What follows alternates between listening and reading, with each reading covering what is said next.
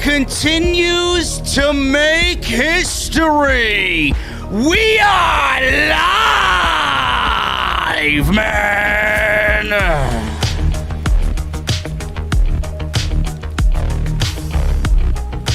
What a show tonight.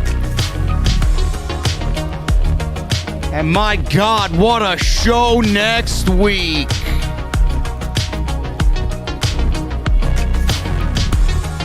Kenny Omega and Bryan Danielson confirmed. And it's happening in New York City. Adam Cole, baby. His in-ring debut tonight against Frankie Kazarian. Minoru Suzuki and Lance Archer have a problem with Jon Moxley and Eddie Kingston. And CM Punk's television in-ring return after 7.5 years, happening next week as well. Ladies and gentlemen, we don't need to wait for next week for there to be a grand slam. We're knocking them out of the fucking park every single week. This is your AEW Dynamite post show right here on Off the Script.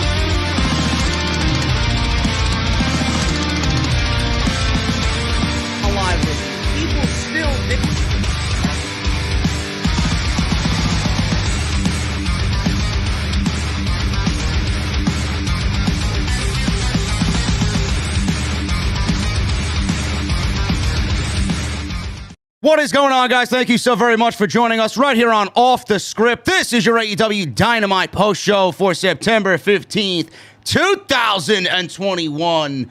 I am your host, JD from New York, always joined by my very good friend, Jesse. What is going on, man? I know you're feeling good, and AEW continues to make history. My God, bro. I can't wait for next week already, man. It is going to be incredible.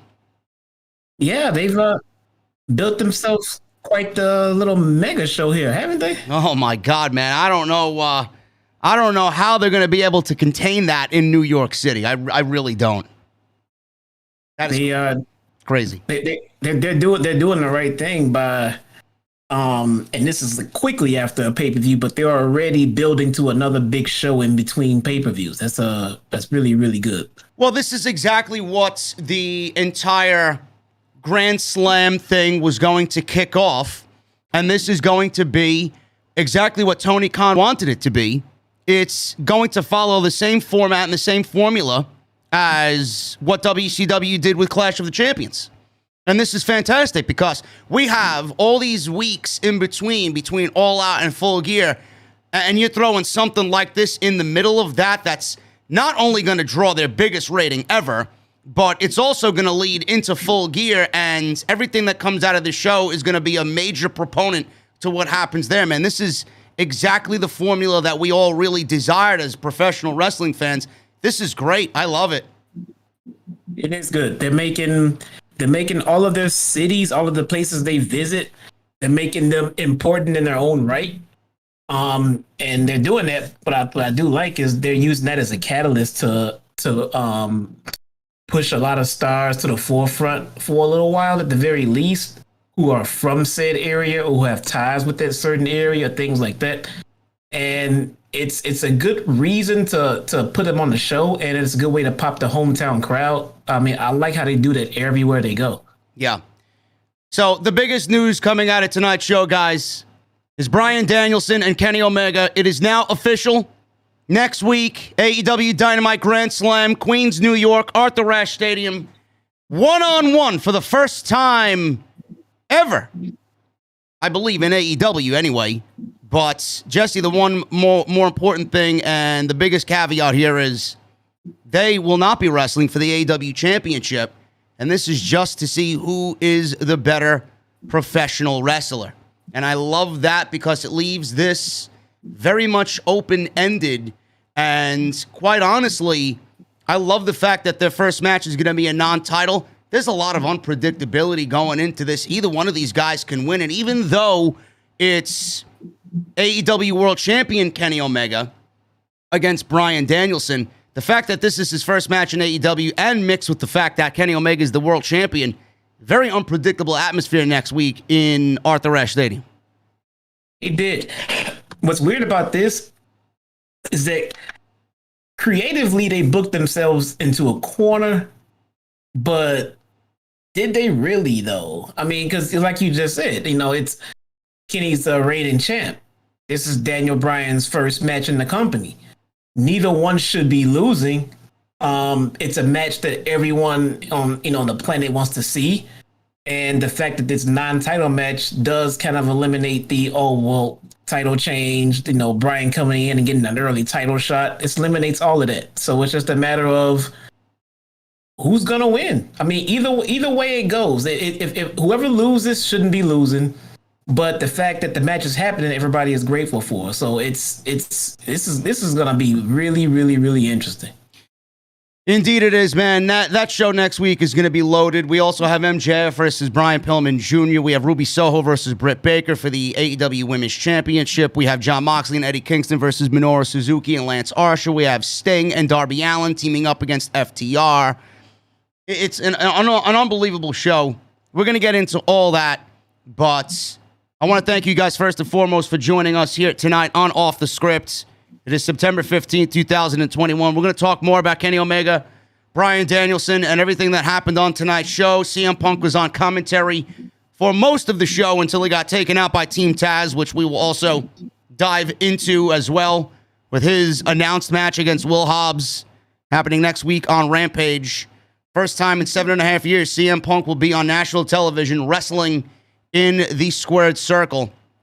And we got a lot to go over. I got news on Brody Lee and what he meant to Big E with him winning the WWE Championship on Monday Night Raw. Also, with the Dark Order being mentioned tonight on Dynamite, we have more Bray Wyatt news that I pulled from the dirt sheets today. Not really from the dirt sheets, but more from Bray Wyatt's official Twitter account. We're going to go over what he said. Kenny Omega, I know we're getting Bryan Danielson, but there could be plans in place for Omega versus Will Ospreay, and that could be in AEW through the Forbidden Door. I got news on that. I got news on Thunder Rosa and Britt Baker, because I know Britt Baker's doing What about Thunder Rosa? What? Who? What? What happened with Thunder Rosa? Bro, listen, Thunder Rosa is going to get to you when she's ready, okay? She's busy taking care of that geek over there, LaGreca.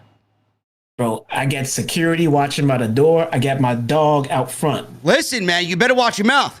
She could show up at any time. She could be in the venue right now. We don't know. Shit wasn't funny, man. LaGreca should sue. It's not funny. What are you talking about? His wife made her dinner. Oh, Jesus Christ. She's in on it? Of course she is. Jesus Who wouldn't Christ. cook dinner for Thunder Rosa, bro? You kidding me? Who the fuck is my wife? Jesus Christ.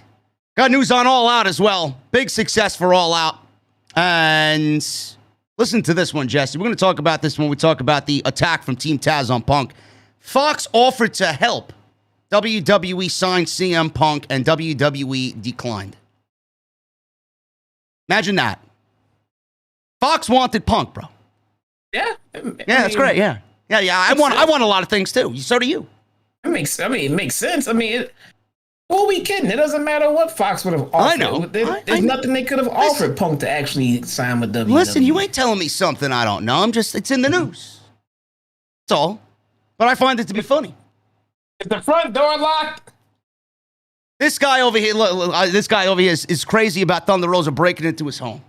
Bro, anybody would probably welcome Thunder Rosa into their home if she broke in. I don't think Dave LaGreca would. Well, that's his problem. That's his problem.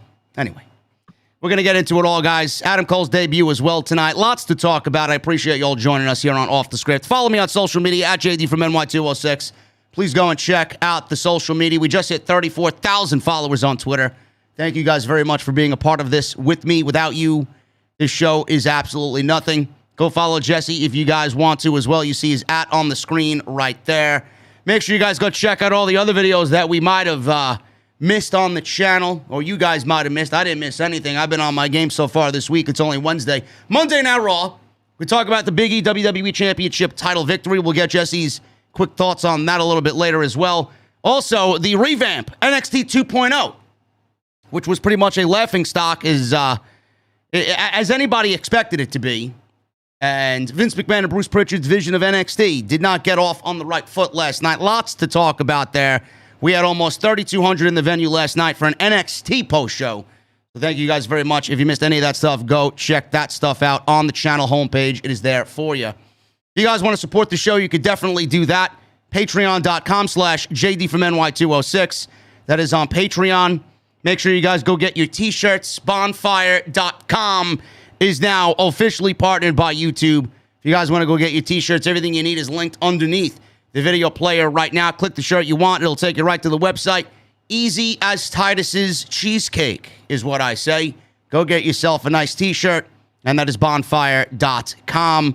Make sure you guys hit that thumbs up. Let's try for 1,000 likes is the minimum goal right now as we are live. Once we hit that, we may bump it up to 1,300, but let's try for 1,000 live here tonight as we talk about Dynamite for tonight's show.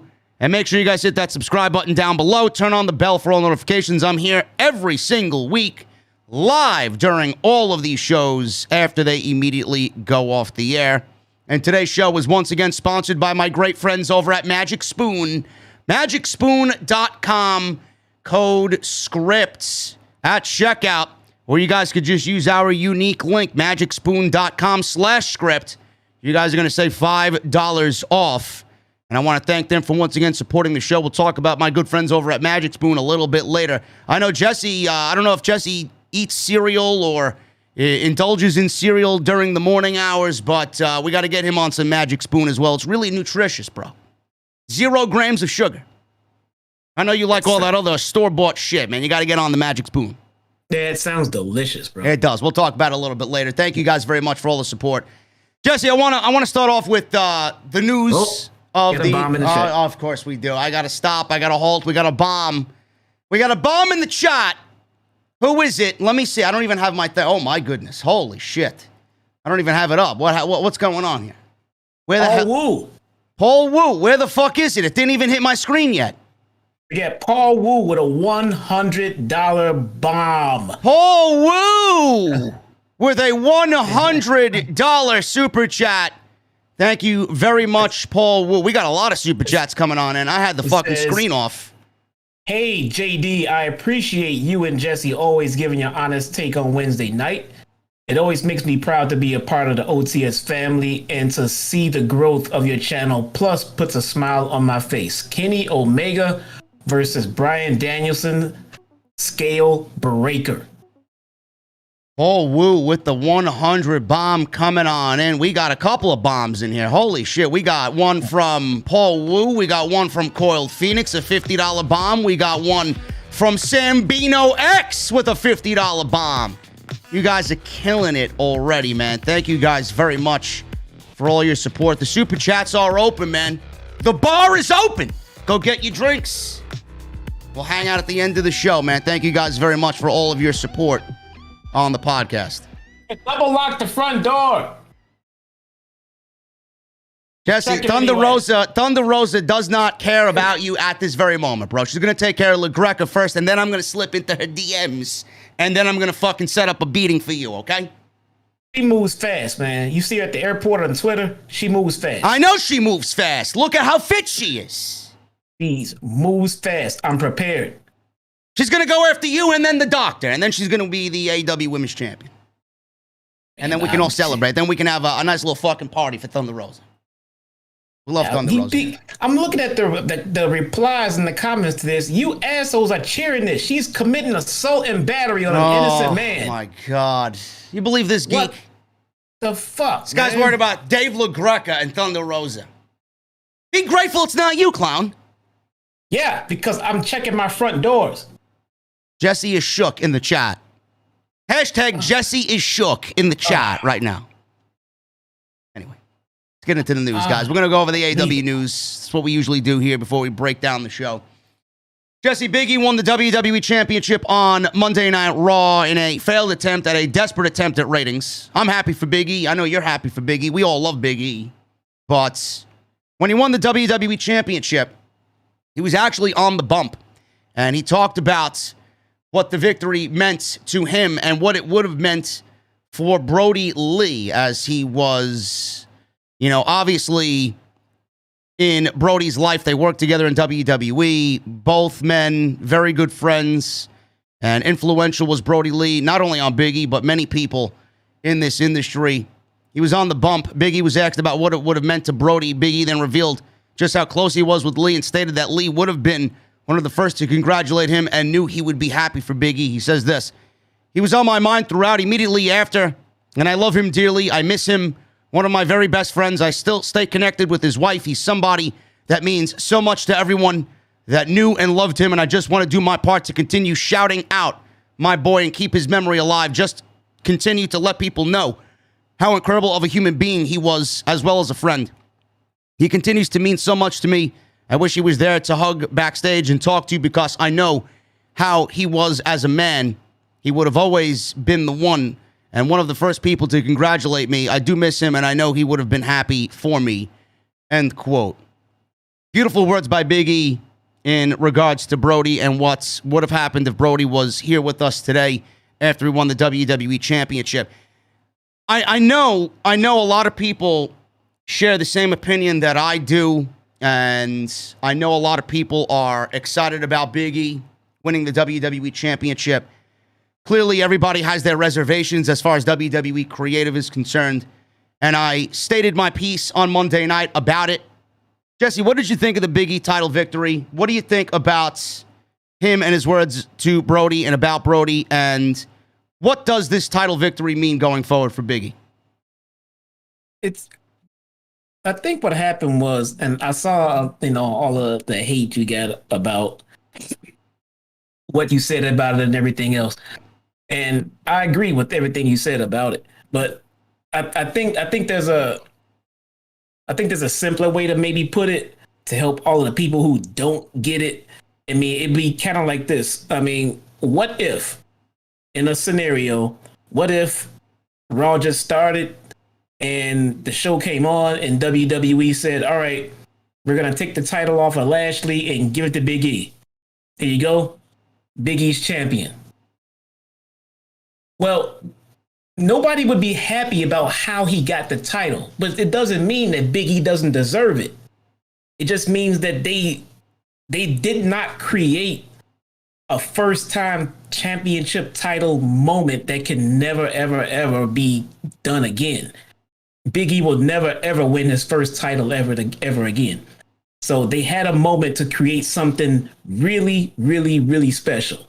When Seth Rollins won his first WWE title, everyone on the planet knows how special it was. Same for Bryan, how special it was.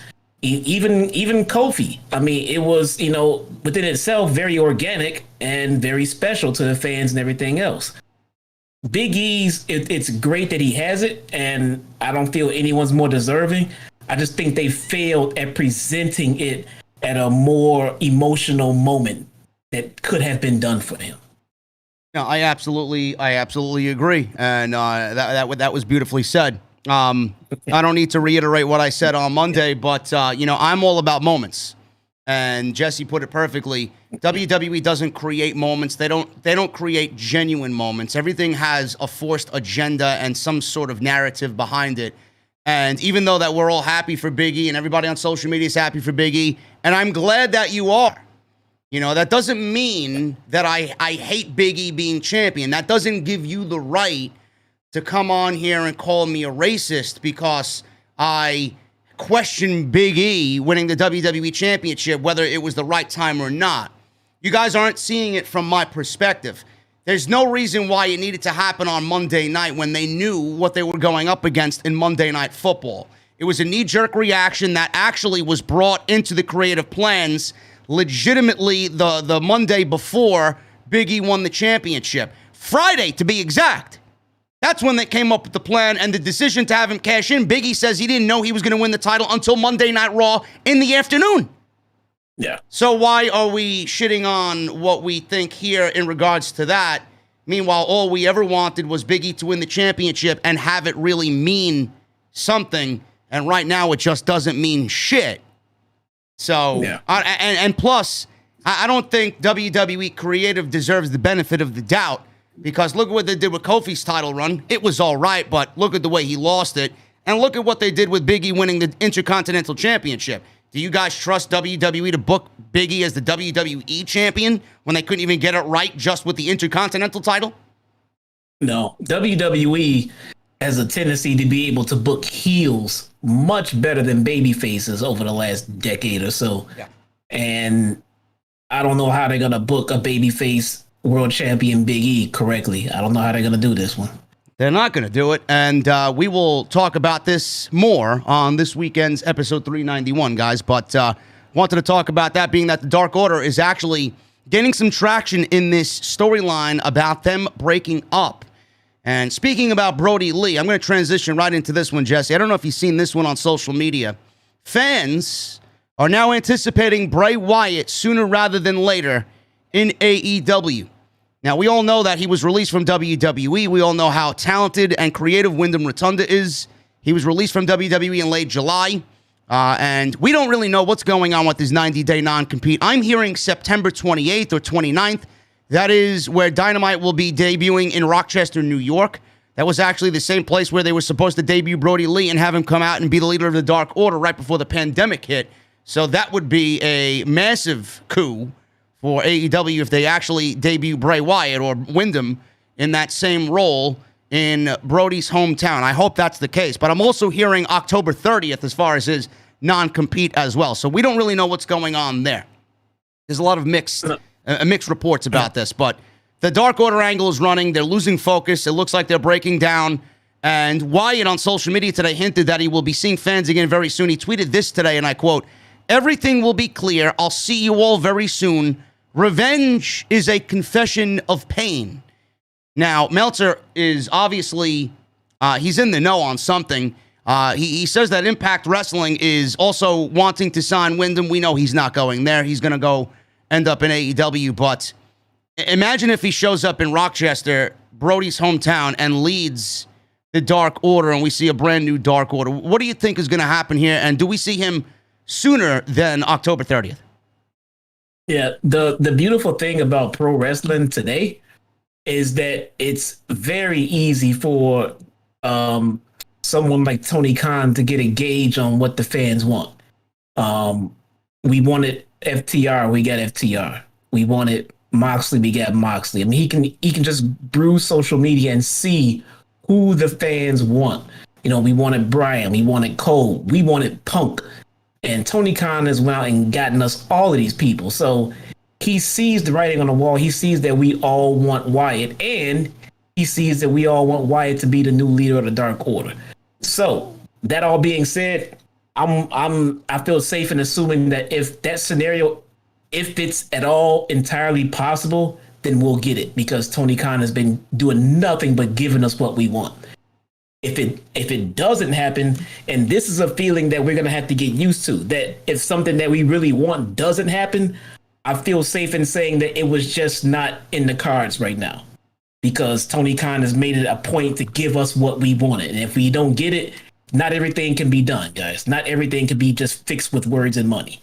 So If we don't get it, it wasn't possible, but I think we're getting it entirely. I think we're going to get it. I don't know what's going on, but there's no compete clause. I mean, I would tend to believe it's going to be the end of October, but stranger things have happened.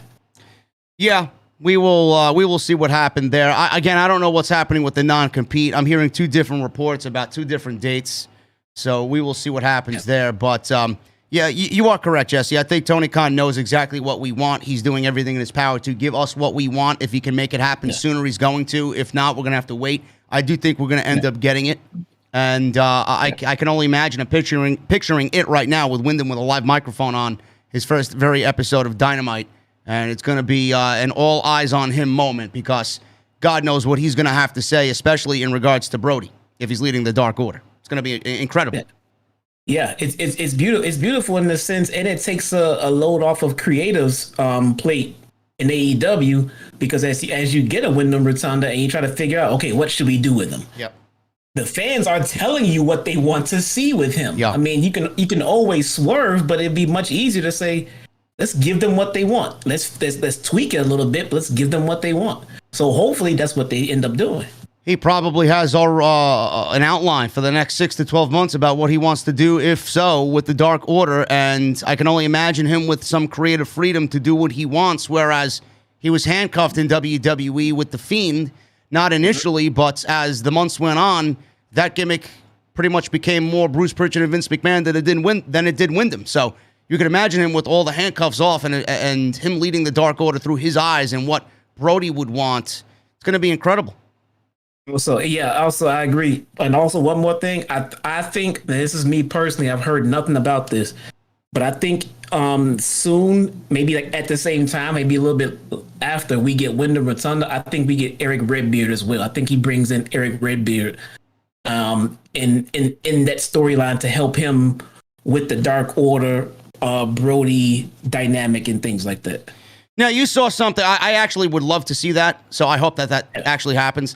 You sent something to me about Alex Reynolds taking independent bookings at the end of September, I believe it was, correct? So Alex Reynolds may not... end of October. It may not be a situation where we talked about this before in the past, where Tony Khan releases talent. He's just going to let the people that have been employed with the company, their contracts run out. If there's interest there, he'll obviously negotiate. If not, he's just going to let them... go and do what they have to do. But Alex Reynolds may be out of not only AEW, but the Dark Order as well. Yeah, that might be a work, because he's throwing out on Dark Order and everything else. But at the same time, it might not be because Reynolds he's been there since day one. Yep. So we could be approaching contract renegotiation time for a lot of the lower end talent on the AEW card. So. Yeah, this is going to be a very interesting situation to follow up on, guys. But Bray Wyatt undoubtedly coming into AEW. We're just going to have to wait a little bit longer and see what happens there with Tony Khan bringing him in and if he does lead the Dark Order. We got more news and rumors coming up, guys, but I want to get into the actual show. And we started off with Adam Cole Bay in-ring debut for AEW on Dynamite. Adam Cole and Frankie Kazarian. Jesse, I know you were thinking the same thing that I was. It's great to see Adam Cole back in a squared circle, wrestling on TV. B, he's over as fuck. C, I don't know how WWE willingly let this guy walk when he should have been main eventing WrestleMania at least for the next decade. And D, man, oh man, what a perfect opponent for his debut match. Frankie Kazarian and Adam Cole did exactly what was intended, man. That was perfect for his in-ring debut. Yes, we just saw AEW sign the biggest free agents, not only in their history, but pretty much in pro wrestling history. And who these guys choose as their first in-ring opponents is extremely telling to what management and what the boys in the back feel, who the boys in the back feel are the best workers, because they want to put on their best possible matches to look the best as they can for their first match. Darby Allin, all right, Frankie Kazarian, all right, Kenny Omega. These guys are in-ring workers as it pertains to who CM Punk thinks, to Bryan Danielson thinks, and now to Adam Cole. I mean, these are huge nods. These guys are getting huge rubs just for being the first ones in the ring with these guys. Yeah, this was perfect. I'm pretty sure Adam Cole and the Young Bucks had a lot to do with choosing his opponents. And Frankie Kazarian and Adam Cole killed it to open Dynamite. I was expecting Cole to open Dynamite anyway, just because of how over he is. Hey, I want to go over this. He's got incredible looking ring gear. His jacket looked fucking awesome. I'm in love with his theme music. Yeah. And man, oh man, Jersey brought it for Cole, man. I think we're just getting a glimpse of Adam Cole. You know, I'm loving where they're going with this elite or super elites. They're already planting seeds for a Bullet Club elite feud, which I'm assuming is going to happen. Bro, this was a foundation not only for that, and we're seeing some ideas thrown around about that, but I'm envisioning Adam Cole breaking away and going on his own, bro. We could be looking at, in a couple years' time, the number one babyface in this entire company, and everybody compares him to being the next Shawn Michaels. Outside of the Sweet Chin Music tease that we saw from him tonight, I mean, I think it's pretty apparent what he thinks of Shawn Michaels and how influential Shawn Michaels is to him. We legitimately could be looking at the next Shawn Michaels in Tony Khan's promotion. Well, I was thinking this. I never did text it to you because I got sidetracked by my kids and everything else. But with Vince and Killer Khan over there just gutting Triple H's staff, how do we know? Who's to say that at some point Hunter and Shawn just doesn't say, you know what, man? Get out of here. This shit's breaking down. Get out of here. Go to the other side. I mean, we already have Billy Gunn over there. Billy Gunn over there. All our fucking friends over there, and they're putting on great fucking shows. Who wouldn't love to have fucking Shawn Michaels in the back and creative and as a producer? Do you honestly think? Now, I mean, that's a far-fetched idea, but yeah, I mean, anything could happen with fucking Nick Conman over there. But do you think it would result in something like that? Do you think that's really a reality situation possible to happen with Shawn Michaels being let go from WWE and Vince just guts completely everything that Triple H did there? I mean, it's already pretty much bare bones over there. But do you see someone like that being cut? Well, I don't think they would cut him, but at the same time, I don't think he would want to stay. I mean, at this point, if I'm Triple H, I'm rooting for AEW. I agree. All of my best fucking talent and all of the best people I've recruited and worked with for years are over there putting on fantastic shows over in AEW. They're over here gutting my division. They're doing nothing that I would like. Why did Shawn Michaels come to NXT originally? Because he wanted to mold the future. And he wanted to help Triple H with his vision of the future of pro wrestling. Triple H no longer has control of that vision. So why would Shawn Michaels stay? I don't know. Maybe he's more loyal to Vince McMahon than he is to Triple H. Hey, if he's loyal to Vince and Vince is loyal to him, great. But if they're coming through just hacking away at everything and gutting everything, I mean, what's the point of Shawn Michaels just staying in name? He's not going to have any kind of say-so over any kind of creative anymore. You know what I would really love to know is what these guys really feel about everything that's changing. I mean, everything from what we saw last night, none of it really looks the same. None of it feels the same. And everybody that was NXT, you know, Ciampa won the championship. I talked about that last night. It didn't really even mean anything. It was a 10-minute fucking fatal four-way, very basic, very formulaic WWE production. The reason why he won the NXT championship last night was because Vince is going to put it on Rick Steiner's son, and the last of the Mohicans there in Ciampa, the remaining heart and soul of NXT, is probably going to have to pass the torch, and then we can really kiss Triple H's vision goodbye. And that's pretty much the last breath. The last breath is Ciampa. But what I want to know is how these guys really feel about everything. I mean, look at all the work that they put into somebody like Adam Cole and Andrade and Black, and I mean, the list goes on and on. It's something that I've gotten flack for, because a lot of it was like, oh, Triple H just built a super indie. That's not really developmental.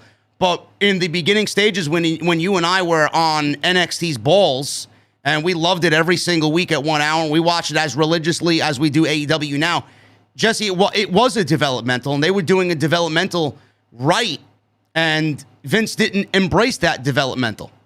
But it was a developmental, though. They were just getting ready, You know, they were getting the indie stars ready for the WWE stage, but that doesn't mean it wasn't a developmental system. It absolutely was. It was. It was. And everything was fine with NXT, even the fact that it was hemorrhaging money, you know, annually. I mean, Vince didn't care about any of that stuff, but the second they went live on Wednesdays and lost, now he cares about all of it. Yeah. You know, now he cares about this. Now he cares about that. I mean, he's not going to save it. We know he's not going to save it. He thinks he is. I mean, if he wants NXT to be just like the main roster, then that's what it's going to be, because it's still Vince McMahon's company. So it is what it is. But if I'm a part of Triple H's production team in any way, and I have an option to leave, if I'm weighing everything, I would leave and go to the other side. I really would. I absolutely would too. And I think what we saw last night was more FCW than it was NXT. It's not NXT 2.0. It's fucking going back to FCW. Yeah. But Adam Cole was definitely a part of all of those plans. Should have been a WrestleMania main event guy for the next decade. They didn't embrace that. He was too small. He was too indie. Whatever the excuses were, he's one of the best wrestlers on the face of the earth. He defeated Frankie Kazarian tonight. Very good match. Kazarian was fighting back. He was chopping at I was going to say Michael Cole. Jesus Christ. That's exactly what they would have done with him anyway. They would have changed his name because Michael Cole existed. Adam Cole chops, rolled up Cole for 2 before going for a modified calf slicer. Cole fired back, caught Kazarian with a Ushigoroshi for a 2. He fired up the super kick party, and he went for the Shawn Michaels tuning up the band super kick. Kazarian caught the super kick and bridged a German on Cole for a 2 count. Cole then caught Kazarian out of nowhere with a super kick, finally got it. Climbed up to the top ropes, went for the Panama Sunrise, but Kazarian turned it into an Alabama Slam.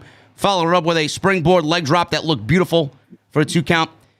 They were trading forearms. Crowd was so behind Adam Cole here. Kazarian nailed a lariat. Cole hit another Ushigoroshi. Went for a cover, got a 2 count. Cole then hit the Panama Sunrise finally, followed by the last shot, and that was it. Kazarian goes down 1, 2, 3. Adam Cole wins his debut match. After the match was over, Cole invited the crowd for story time with Adam Cole, baby. He said that the hope is a dangerous thing and that the locker room hopes they can keep up with the elite. That's not going to happen.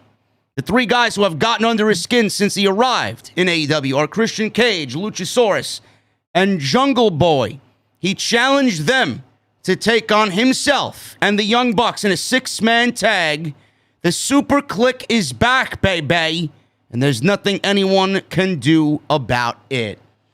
Man, oh man, Jesse, those trios titles need to hit the fucking AEW scene pretty quick, man. This is going to be an incredible match. The fact that Jungle Boy and Luchasaurus are being catapulted to feud with the Super Elite, and Adam Cole called out Jungle Boy and Luchasaurus as legitimately the first 2 big opponents that he wants in AEW. Not only does that resonate, but, man, this is going to be an incredible match. Yeah, AEW is doing it kind of bass backwards. They're actually forming an entire division first and then creating the titles later. Wow, you mean that it makes sense?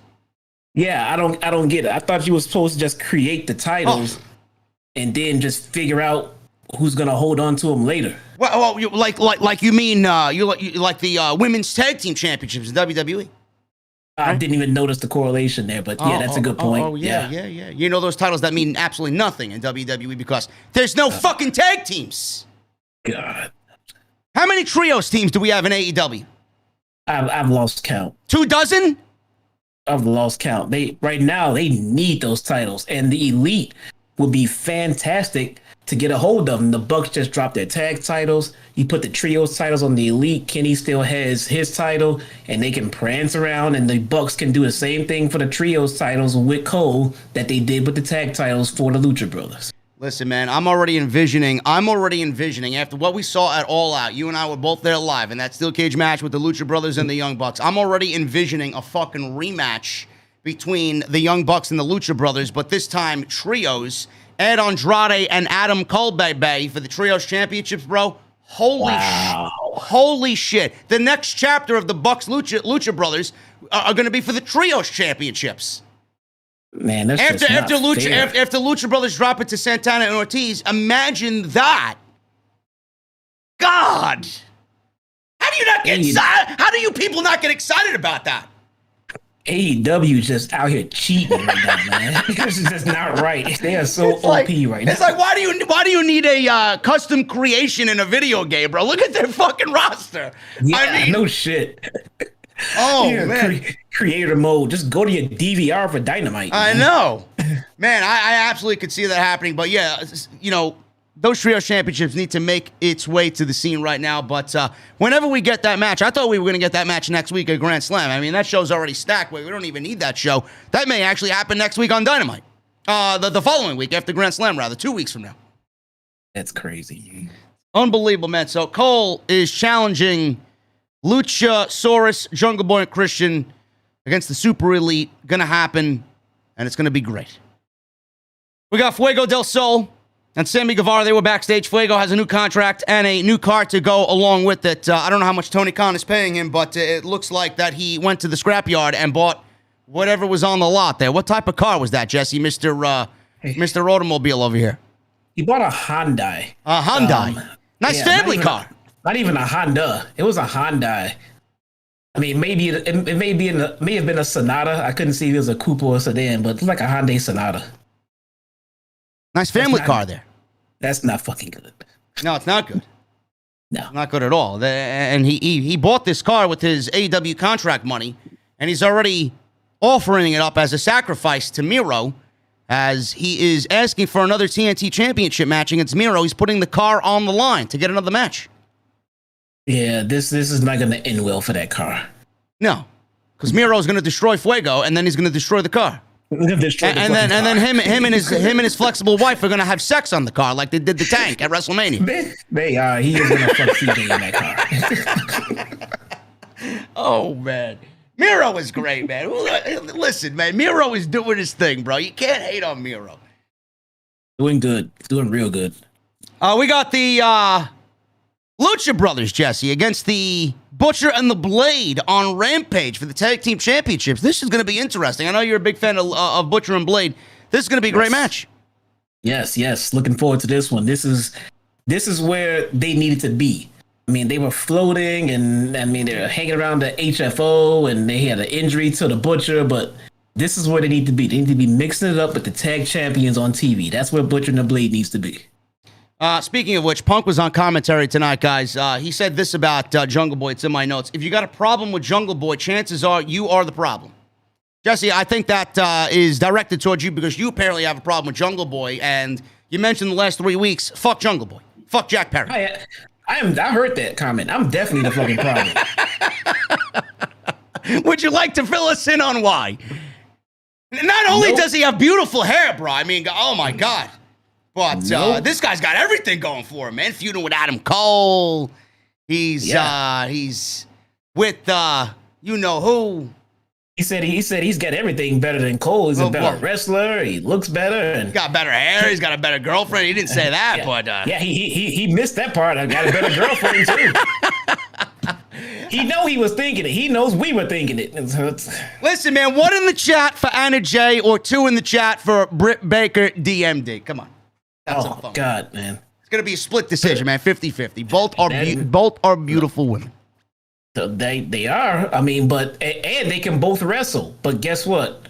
One is clearly better than the other one in both categories. One's a better wrestler and one's hotter. Oh, my goodness. There you go. Like I said, split 50-50 decision. Anyway, we got MJF. MJF in New Jersey. I knew this was going to be an absolute fucking disaster waiting to happen, and I loved every fucking minute of it. MJF, Jesse, you know, I know we give him a lot of praise, even though he'd probably tell us to go fucking jump off a bridge somewhere. I got buried by MJF. Yeah, he said something along. What did he say to you? Your mother should have aborted you or something like that? I told him that I was walking my dog in broad daylight in a Mike Vick jersey. And I said, who's a better heel than me? You know, suck it, MJF. Then he said, my mom was for giving birth to me. So good. Oh, You gotta, so good. You gotta love MJF. Listen, he was shitting on New Jersey in the days leading up to this Dynamite. He's like, do I really have to show up in New Jersey? Now he's shitting on Queens. He's gonna be in Queens next week. And MJF walked out. He's feuding with Bryan Pillman Jr. And Jim Ross and the commentary team. I mean, Jim Ross said that he is a blister on the ass of life. Tony Schiavone hates him. And CM Punk understands what he's doing. He's playing mind games with Bryan Pillman Jr. So we got a nice little eclectic mix of opinions on the AEW commentary team tonight. MJF walked out. He called New Jersey the armpit of America. And if you ever drove through New Jersey on the Garden State Parkway or the New Jersey Turnpike, and you had the windows down on a nice spring or summer day, you understand why he said that, because it smells like a fucking landfill.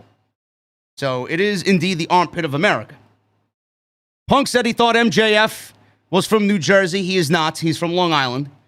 Excalibur said he's from Long Island. He said, it's like New Jersey, but worse. He said he wanted a brief conversation with the viewers at home. Fans were chanting, shut the fuck up, towards MJF before he even really said anything. He replied, no, and left. He said he's the salt of the earth and a very religious man.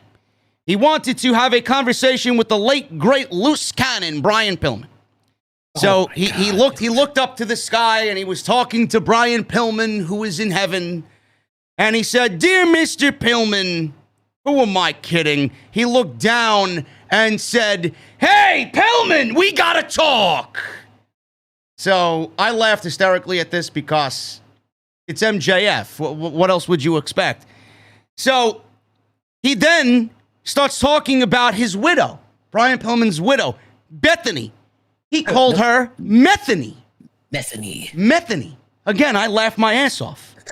And Methany created the worst excuse for a second-generation wrestler in Bryan Pillman Jr. He told her to tell her son that he will massacre her son if he shows up. He said, at the end of the day, it'll be oh so obvious that he's better than him, and you know it.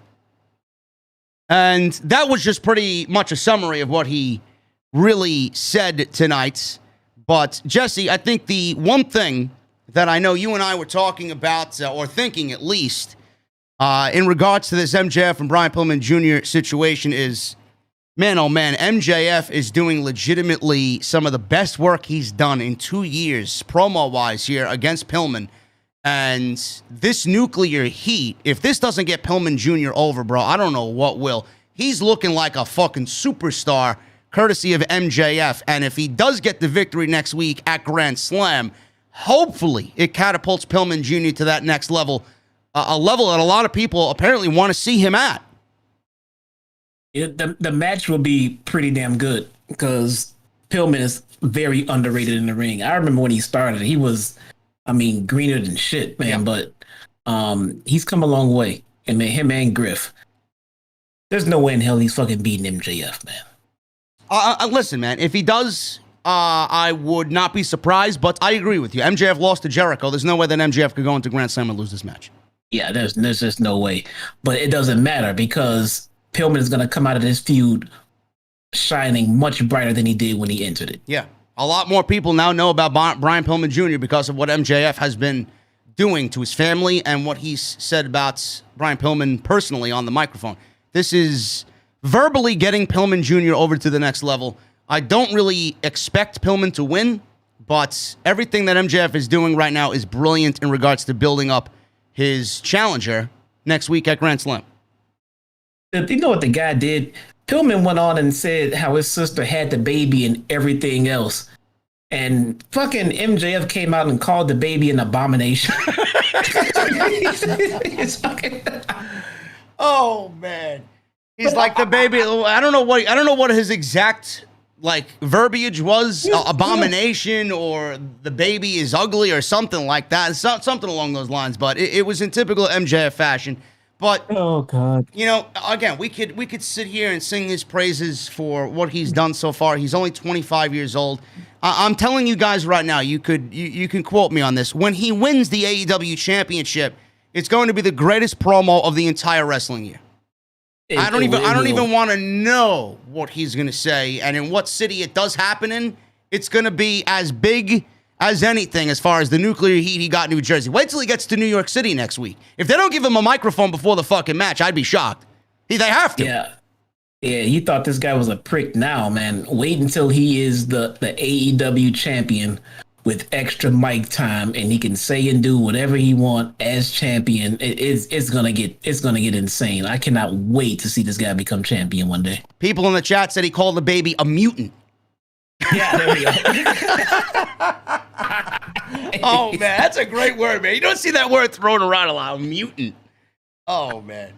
Anyway, after this was all over, Pillman Jr. came out, his music hit, and he sent Wardlow up to the stage to beat him up, but Pillman showed up in the ring behind MJF and behind Wardlow with the steel chair. MJF backed away. He was obviously playing coward here. Wardlow then got in the ring, yanked the chair out of his hands. Pillman ducked a charging Wardlow who landed at ringside. He held the chair back, and he guarded MJF from a beatdown of Bryan Pillman Jr. This was awesome, and I loved every minute of it. And then we quickly transitioned to a sit-down promo for this match and what it means to Bryan Pillman Jr. as Jim Ross interviewed Pillman Jr. He said 29 years ago, his father called him, Jim Ross, and said that he's having a son, and he will be named Bryan. He said for the family's sake, they need to see MJF get his ass whipped. He asked if that's what he's got planned at Arthur Ashe Stadium. Pillman said it's important for him to fulfill his father's legacy and make him proud. He said he felt like he let him down last week in Cincinnati. And he said while MJF was being fed with a silver spoon, he was fighting for his life. He said he might look cleaned up now, but he did finish college. His upbringing was feral. He said MJF can't comprehend the adversity he's been through, and he's stepping into the ring with a Pillman next week. I'm very much looking forward to this match. I hope that they can both deliver in New York City. Well, like I said, a little while ago, Pillman was very green, and also promo-wise, he was very green. I got this. That this is Pillman's best promo in AEW. Yeah. And it was easily off the assist from JR, and the backstage setting and JR setting the tone and everything else. But even with all the help, this was his best promo. It's almost like AEW is doing their own NXT type building, on the fly and on TV, and then most of it's on dark. But Pillman is coming to his own right before our eyes, guys. So I hope you guys are paying attention.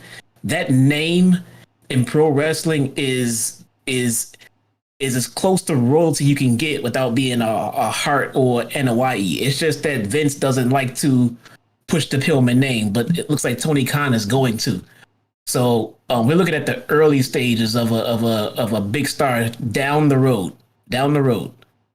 And you could add his name to the list of people that MJF, well, not MJF, but MJF has had a hand in putting people over as well with the work he's done. But Tony Khan and AEW, Darby and Sammy and Jungle Boy and, Fuego and all those guys, that Bryan Pillman's just another name added to that list. So for all the people that are saying that AEW is now building up younger talent, and they're bringing in all these ex-WWE guys. I mean, guys, you gotta actually watch the fucking show to understand what's going on. Stop making blind comments. Otherwise, Jesse and I, two people like us, will make you look like a blithering fucking idiot. Easily. They're bringing in indie stars, and they're bringing in former WWE talent, and they're using these guys and their name value and their wrestling skills and their knowledge to help get the talent that they are breeding on their own to help get them over. Yeah. Very much looking forward to this match next week. MJF Pillman Grand Slam should be awesome. Alex Marvez interviewed Christian and Jurassic Express. Jungle Boy was interrupted by Christian Cage, and Jungle Boy said that he has better friends and better hair than Cole. Christian interrupted him and said Cole has pretty good friends, the super elite that use their elite status to throw him a lifeline and drag his ass out of developmental. He said, since you're already used to losing Wednesday night wars, you better add Friday nights to that as well. Jesus Christ, Christian came with the goddamn fucking hammer and nail for that coffin. Holy shit. I know, right? I mean, he was going right for the jugular with this comment. Cage is not, in my opinion, faring very well as far as getting over in this role that he's in. Now, I don't know what happened to the direction they seem to be going in with Cage turning on the Jurassic Express, but I hope they get back to it, because other than this one big burn right here, I mean, even his reactions around the country, they have not been stellar. And the crowd, and that's the thing about the AEW crowds, man, they tell you who's over and who's not right away. Well, I agree with you, and I do hope that what you're mentioning here, we do get back to it, because I don't see Jurassic Express and Christian beating Adam Cole and the Young Bucks. So if there's another perfect opportunity for Tony Khan to turn Christian heel, it would be in a losing effort to the Super Elite here. And Christian, he's done great work. His matches with Omega have been very good. I don't think he's had a bad match since being here, but, a lot of people look at him as an older wrestler on a younger roster. And with him being an Impact World Champion, that may be fine for him now, but does that look like a role that's fit for somebody like Christian Cage? I think a lot of people may be tiring of him, and just because of who he is and where he came from and what he is as far as his status on this roster, a heel turn would probably do a lot better for him, because it'll take all of that indifference and really start pushing it to where it really counts, and the fans can generate that real genuine heat to him, so it's not quiet like we heard it all out. A lot of people were very, quiet it all out, Jesse. They were sitting on their hands watching that match with Omega until Adam Cole and Bryan came out. Oh, there were boos. I had boos on Christian's entrance, too. I mean, a heel turn for Christian would be so fantastic to the point where I can pretty much see the awesome feuds, not just matches, because his matches have been fine. I don't know about him outworking everyone, but his matches have been fine. But I get Christian Cage versus Bryan, Christian Cage versus Punk. Yep. Christian Cage. He can play the heel role better than babyface to me. I've always loved Christian better as a heel, more so when it was him and Edge as like the Valley Girl tag team type. But I've always enjoyed him more as a heel, because he always knows how to say just the most dickish things in the wrong situations, man. I've always loved that about him. But there's a lot more potential for him as a heel right now. Yeah, I absolutely agree. And hopefully they do get back to that, because I think a Jungle Boy babyface versus Christian heel would be an absolutely nice combination. Yeah.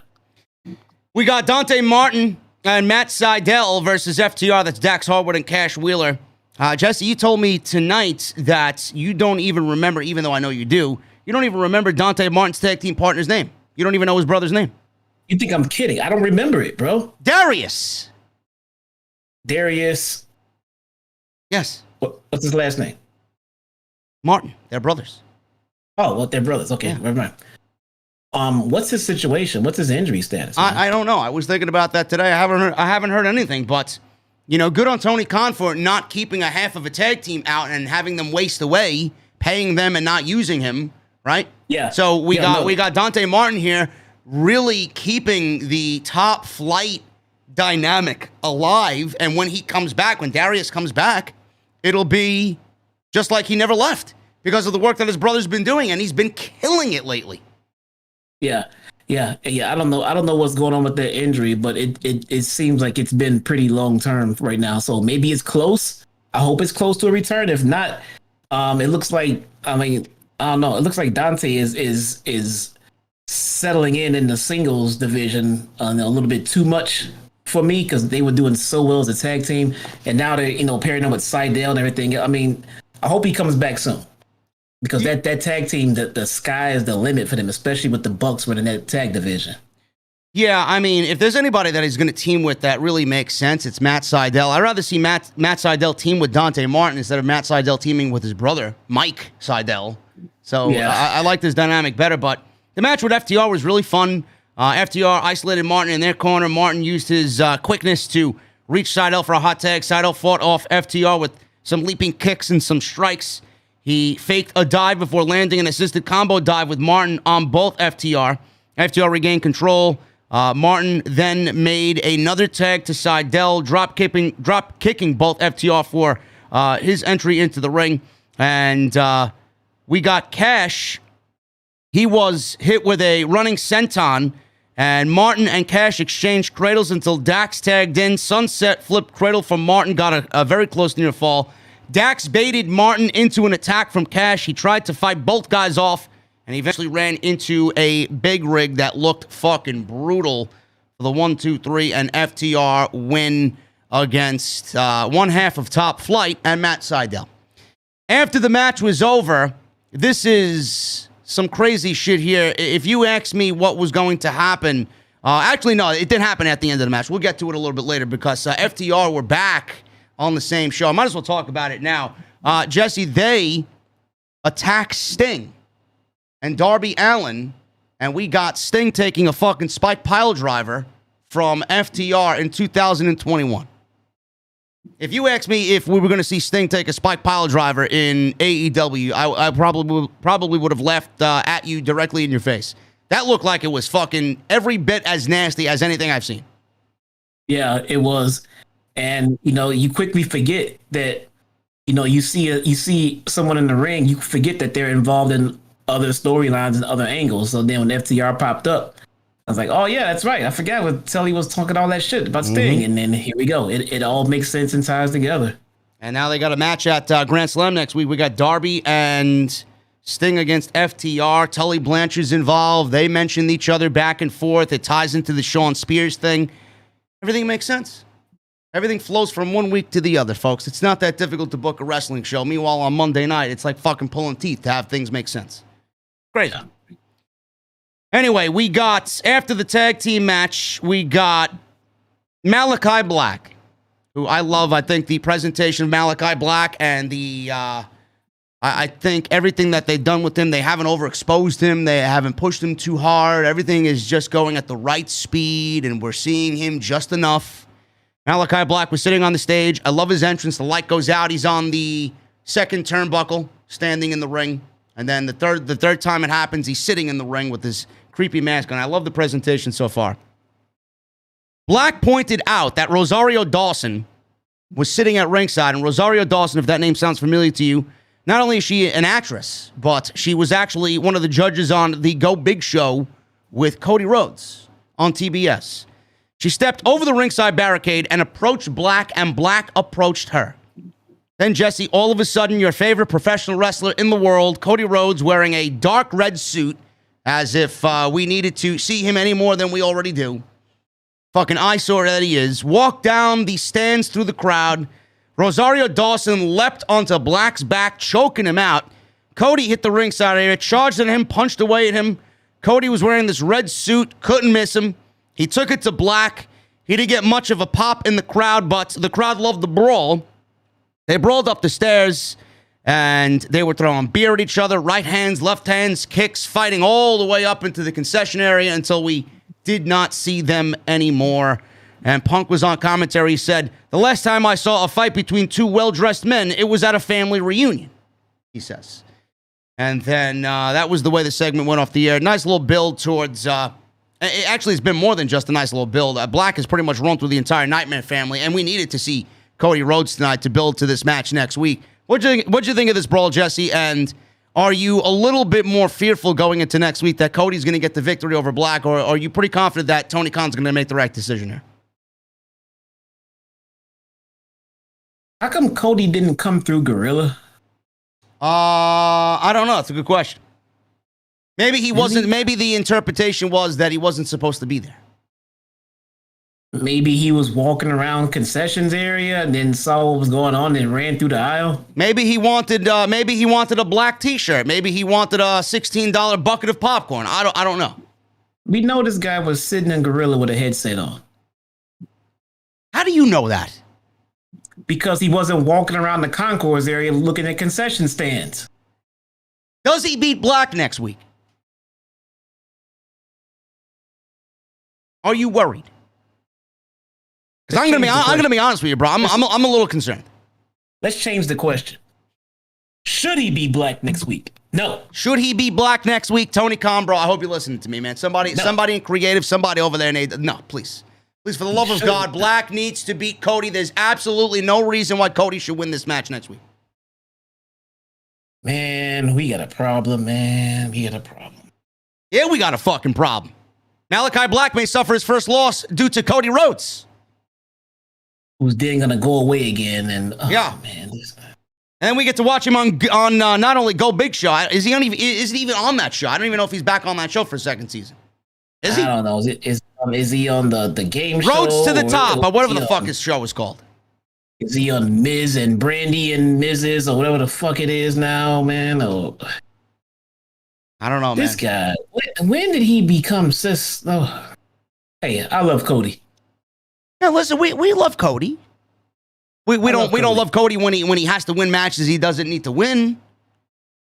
I love Cody. I don't know what to say, man. This guy, he should be better than this, man. He should not be this Korean. He should not be this much. He shouldn't have this much go away heat. He should be better than this. I don't know who's booking his gimmick. I don't know if it's him or it's Tony or what, but he's too exposed. Too much TV. He's on game shows. He's on reality show. He's beating young talent in the ring. What the fuck is going on with Cody? Listen, man, Black got a bigger babyface reaction than Cody Rhodes did tonight. People are seeing it. I'm loving the fact that people are seeing how overexposed and just messed up Cody is, but they're seeing it long after I did. Well, I'm eating shit for it, though. And we'll see next week. I hope that they make the right decision. There's no reason why Black should run through the entire Nightmare family and lose to Cody Rhodes. Oh, God, man. Come on. And is he going to be back full-time after this? I don't know. They teased retirement. It was Cody. We talked about that when it happened. It was just Cody over-embellishing things and making things more over-dramatic than they really needed to be. He should go down in a losing effort. 12, 13 minutes, 15 minutes tops. Black mask to the face, and that's it. On to the next match. Well, the fact that it's come up, we know it's on the radar. Yeah. You know, I mean, even if it's not now or this year, it's on the horizon. Nobody teases retirement and then doesn't do it for years except the fucking Undertaker. Do you think Cody Rhodes understands and knows, or maybe wants? Who knows? Maybe he wants to turn heel. Do you think he understands that maybe the fans are kind of leaning him in the other direction? Again, one of the good things about AEW, we're talking about it. The fans see it. He sees it. They see it. The Bucks see it. They're all involved in what's going on in social media, so they see it. Now, whether or not he's going to do it or not, he has the comfort in knowing that if he does do it, that it's something that the fans do want to see. So he doesn't have to dive in blindly, not knowing how it's going to get, what kind of reaction it's going to get. It's what we're asking for right now. Either turn heel or go away, basically, because this is not working out the way it's been booked right now. Black mass to Cody's face. 1, 2, 3. I expect nothing less. I say black mask, kill him, and then after the match, somehow let Cody get up and turn heel. Listen, man, speaking of killing, Dan Lambert was in the ring, and New Jersey absolutely shit all over him tonight. He was in the ring with Ethan Page, Scorpio Sky, Andre Arlovsky, Junior Dos Santos, Kayla Harrison, and Paige Van Zandt. He said that when he was younger, if you wanted to see which wrestlers were popular, you'd go to the merchandise stand to find out whose T-shirts were selling. He said these days you find out more about the fans because the T-shirts that are sold out are men's XS and women's XL. He said AEW fans are like watching a 149, or they like watching a 149-pound, 5'8" dork throw around a bunch of super kicks and then dive off of a high place, and then his opponent will kick out at a 2, and you morons will go crazy. So he was pretty much channeling his inner Vince McMahon here once again. And then out comes Chris Jericho. Obviously, Judas was being sang inside the Prudential Center in New Jersey. Crowd sang his theme. Jericho walked out. He was by Jake Hager's side. And Punk said Lambert is like Bobby the Brain Heenan with a closet full of Affliction T-shirts. So that was Punk's interpretation of Dan Lambert. Jericho told Lambert that they could all sing along to his song, but none of them knew the words. And they know the words, though, to Fat-Faced Dipshit. Yeah, yeah, yeah. Jericho said to Lambert. So Lambert told the AEW sound crew to shut Jericho's music off, and the crowd in New Jersey sang all of Judas correctly. Jericho called him a fat-faced dipshit, which will haunt him for the rest of his time on AEW. So Lambert said he was a little surprised to see him out there defending these idiot fans. He said he gets the suckers in the crowd to use their allowance to buy his stupid Book of the Month Club selections and music. So Jericho then asked America's top team, which one of you is on top? Top team freaked out, and a lot of people took offense to this. They thought it was a crude joke about who was on top and whatnot. Who gives a shit? I mean, did you find any offense to this, Jesse? Nope. There you Keep go. going. There you go. Fans briefly chanted, who's on top, who's on top. Jericho said everybody has a plan until you get punched in the face. He offered to punch teeth down his throat, and Lambert said if this was going to go down, he really wants to see the Men of the Year take out the inner circle jerk. It'll have to happen in a real city, not their shithole called New Jersey. He said it'll happen in the Big Apple next week. Jericho said if they're too much of a pussy to face them in Jersey, there will be no escape for them in New York City. I thought this was excellent. I thought this promo was excellent by Jericho. I thought it was genuine. I thought it was really hot in New Jersey. And I think we have Ethan Page and Scorpio Sky's next feud, bro. Against Jericho and Jake Hager in New York City. There we go. Now, bro, I said it from week one. And I was called all kinds of crazy, the same way when you give your hot takes on stuff and people call you crazy. I was called crazy when I said that this Lambert guy was fucking money. And he seemed to have been on TV every week, cutting fucking the most heated fucking promos by anybody in the fucking locker room, not named MJF. This guy is good. He's really fucking good. And he's going to make the minute of the year something meaningful all of a sudden. Yeah, I mean, I don't really get the correlation between the MMA stuff and Ethan Page and Scorpio Sky. I think Scorpio Sky kind of dabbled in MMA, if I'm not mistaken. Was that the whole story behind that? I'm not sure. I don't know if he did or he didn't, but I know that's Lambert's stomping grounds. And if all they have to do is build that bridge, from where he came from to, the men of the year, that's fine. But just build that bridge, build that relationship, and they can work on it from there. But he is what they need. He is exactly what they need. So I'm actually interested in this because I really enjoyed Ethan Page's progress with his feud with Darby Allin, and then all of that just seemed to stop. I thought he was doing good. I know Ethan Page was a very good promo himself. Dan Lambert with Ethan Page, somebody who can naturally speak well for himself. You're liking this dynamic with him and Ethan Page. Not so much Scorpio Sky. I think Scorpio Sky needs a little bit more help than Ethan Page does. But you're okay with Ethan Page being a part of this and not on his own? Yeah. No, Ethan Page is just fine on the mic by himself. And when he eventually goes back off into his singles career, that'll benefit him. But to help him with this Scorpio dynamic, because Scorpio Sky is a charisma vacuum, man. This Dan Lambert guy is going to help get them over. All they have to do is do what they do in the ring because they're fantastic in the ring. I just don't care anything about them. But with this guy talking, I would love to see them get their asses kicked. It may happen. I don't see Jericho losing this match. Could, or he could, or he couldn't too. At the same time, I could see him losing, trying to get the minute of the year over.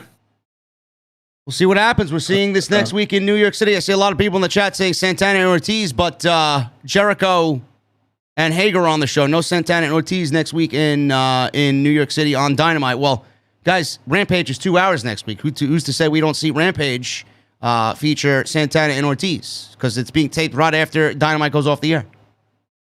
Yeah, see, we're already getting 2 hour Rampage. It's going to come. We're going to get 2 hours of Rampage live every week soon. Yep. Hopefully it's not on a Friday night at 10 o'clock. Yeah, really. Jade Cargill versus legit Leyla Hirsch. Cargill wins in 6 minutes.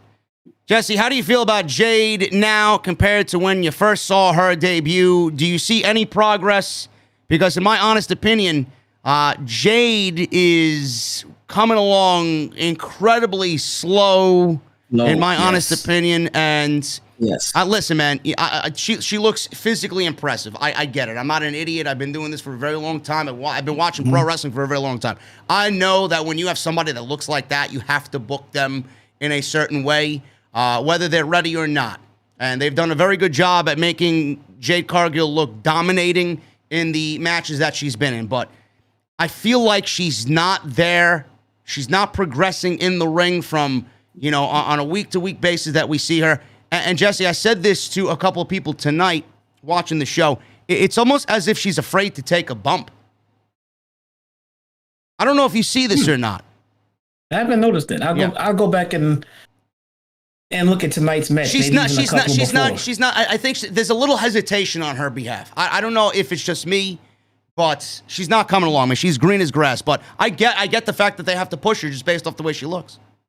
Yeah, I was just getting ready to say, when she started off, she was impressive, very impressive, and she's still just as impressive now as she was then. But the problem is, I don't see any progression. Like you said, maybe it's in the booking, only in the sense of they're keeping her in squash matches as opposed to putting her in legit feuds. But they could also not be doing that yet because they know that her progression hasn't come along yet. Now, if that's the case, my question is, why is she on TV? Why is she not on Dark? I don't know. Keep her off until she's ready. The more you put her on TV and on the same program with the world champion and Chris Statlander, they're calling Chris Statlander the strongest woman in the AEW division. And then we got to look at Jade Cargill. So is she stronger than Jade Cargill? I mean, she doesn't look to be. The dynamic seems a little weird and off there. So I would keep her on Dark until she's ready to get into major feuds, take bigger bumps. If that's the case. I didn't really notice that myself, but I will go back and look. But like you said, she's not progressing, and Smart Mark Sterling is not helping. No, I don't think he's helping at all. No, I think the dynamic is a little bizarre. Like, she needs representation. I don't think she needs representation from him. No. I've said this before he even made his way into AEW. I think the representation for Jade Cargill should come in the form of Mark Henry. That's what I think. Mark Henry would do. I could see her in a faction. Yep. In a heel faction, and I don't mean go start another faction. I mean, put her in the faction with Tully Blanchard or something like that. Maybe even the spot that people were fantasy booking, Tessa in, with that faction. Put Jade Cargill in that spot. Well, she got the win here over legit Leyla Hirsch. Leyla Hirsch, I was not big on when I first saw her, but I enjoy her work. I think she's great. I think she brings a little sense of legitimacy to the roster. Jade threw Hirsch out of the ring during a commercial break. Hirsch went for a moonsault off the top rope, which, by the way, she has a better moonsault than Charlotte Flair, if anybody that's wondering. Jade moved and then kicked her in the face. She followed up with her finisher for the win. Very back and forth here. Not really as smooth as you would want it to be if you're Jade Cargill, but she did get the victory, and she beats Leyla Hirsch in about 6 minutes. Jesse, I do have some women's division news here in the form of Thunder Rosa and Dr. Britt Baker. Now, it was announced that Britt Baker and Ruby Soho will be wrestling next week on Grand Slam for the AEW Women's Championship. That's Ruby won the number one contendership too. Say again? Lock the windows. The windows. I'll lock the windows. Okay. She could come through the fucking window. Yeah, she can. She could come through the chimney if you have one, like Santa Claus. You got a chimney? Close the flue to the fucking fireplace. There you go. There you go, Thunder Rosa. If you got to get to Jesse, just go through the fucking chimney. Oh, God. Anyway, Ruby Soho won the Battle Royal, number one contender. She's getting Britt Baker next week on Grand Slam. But I think everybody knows that in the back of the mind of Tony Khan, the mastermind, that Thunder Rosa and Britt Baker is going to be the big money match that he's doing for the women's division. Meltzer reported in the latest edition of The Observer that the match is still planned for early 2022, with everything from a cage match to a hair versus hair match being discussed. But the idea surrounding this match is to make it the biggest women's match in AEW history up until this point, which it absolutely will be. They last wrestled each other in a bloody unsanctioned main event match on Dynamite. That was earlier this year. Baker successfully retained the AEW Women's Championship over Chris Statlander All Out in her best match so far as champion. And I know we're getting the match. Like I said, Jesse and I even predicted probably around Revolution in February 2022. Baker has done a great job with the championship. Thunder Rosa is inevitably going to be the champion next. This is just a natural progression of where things are going. Thunder Rosa is so great that she's going to continue building the level of legitimacy for that championship onto the next challenger when she drops to whoever it may be. It may be Jade Cargill at that point. It may be Ruby Soho. It may be somebody that's not even on the roster yet. We don't know. But, Jesse, this is the money match that everybody wants. We're going to get it. And if you were Booker, what would you do here as far as these two women for the AEW Women's Championship coming out of a match that really has no blemish on either woman's record? Yeah, I don't know. It feels like it's time to put the title on Thunder Rosa. Yeah. But at the same time, man, I mean, Jesus, man, the work that Britt Baker is doing right now. I know. I hate to take the belt off of her right now, but at the same time, wow. I mean, right now, I would have to keep that title on Britt Baker a little bit longer. No, she'll hold it. I mean, we're going to get through Full Gear. Whoever her challenger is going to be at Full Gear. I think February is around the time that we take the title of Britt. I can do February. Yeah. That sounds about good. Yeah. Yeah.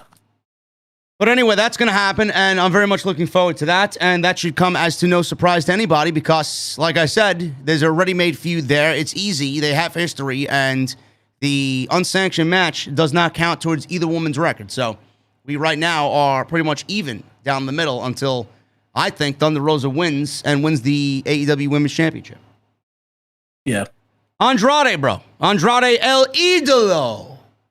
He felt disrespected by Chavo Guerrero because he never gave the order for Chavo to interrupt his match last week. So Chavo apparently was the one who interjected himself into the match. Jose, his assistant, knew. Jose felt the brunt of Andrade's anger here. He grabbed Jose by his shirt and said, Chavo Guerrero is not the boss. I am the kingpin. Now, I mentioned this on Rampage last Friday on the podcast. This is definitely making way for the Nature Boy, Ric Flair, to come on in and handle Andrade with the removal of Chavo Guerrero. What do you think about that? I think it's great. It's just a natural progression of things, and you might as well play up on the real-life relationship between Rick and his daughter and the fact that Charlotte is engaged to Andrade. Do you feel, and I know a lot of people feel this way, I kind of feel this way, but I'm not worried about it right now because he's done incredibly well for himself in the ring from what we saw. Do you feel that Tony Khan is dropping the ball with Andrade? Do you feel like they don't know how to handle him or book him correctly so far? And do you think Ric Flair and the inclusion of Ric Flair in his act is going to change all that? I don't think it's a matter of not knowing how to book him. I think it's just an issue of them trying to get the right gimmick going for him. You know, they started. I don't want to cut you off. The gimmick. I get it, but I think it's just a natural chemistry with who he wants to work with. Yeah. I mean, they got to get the dynamic down right. Clearly, there is a severe language barrier there.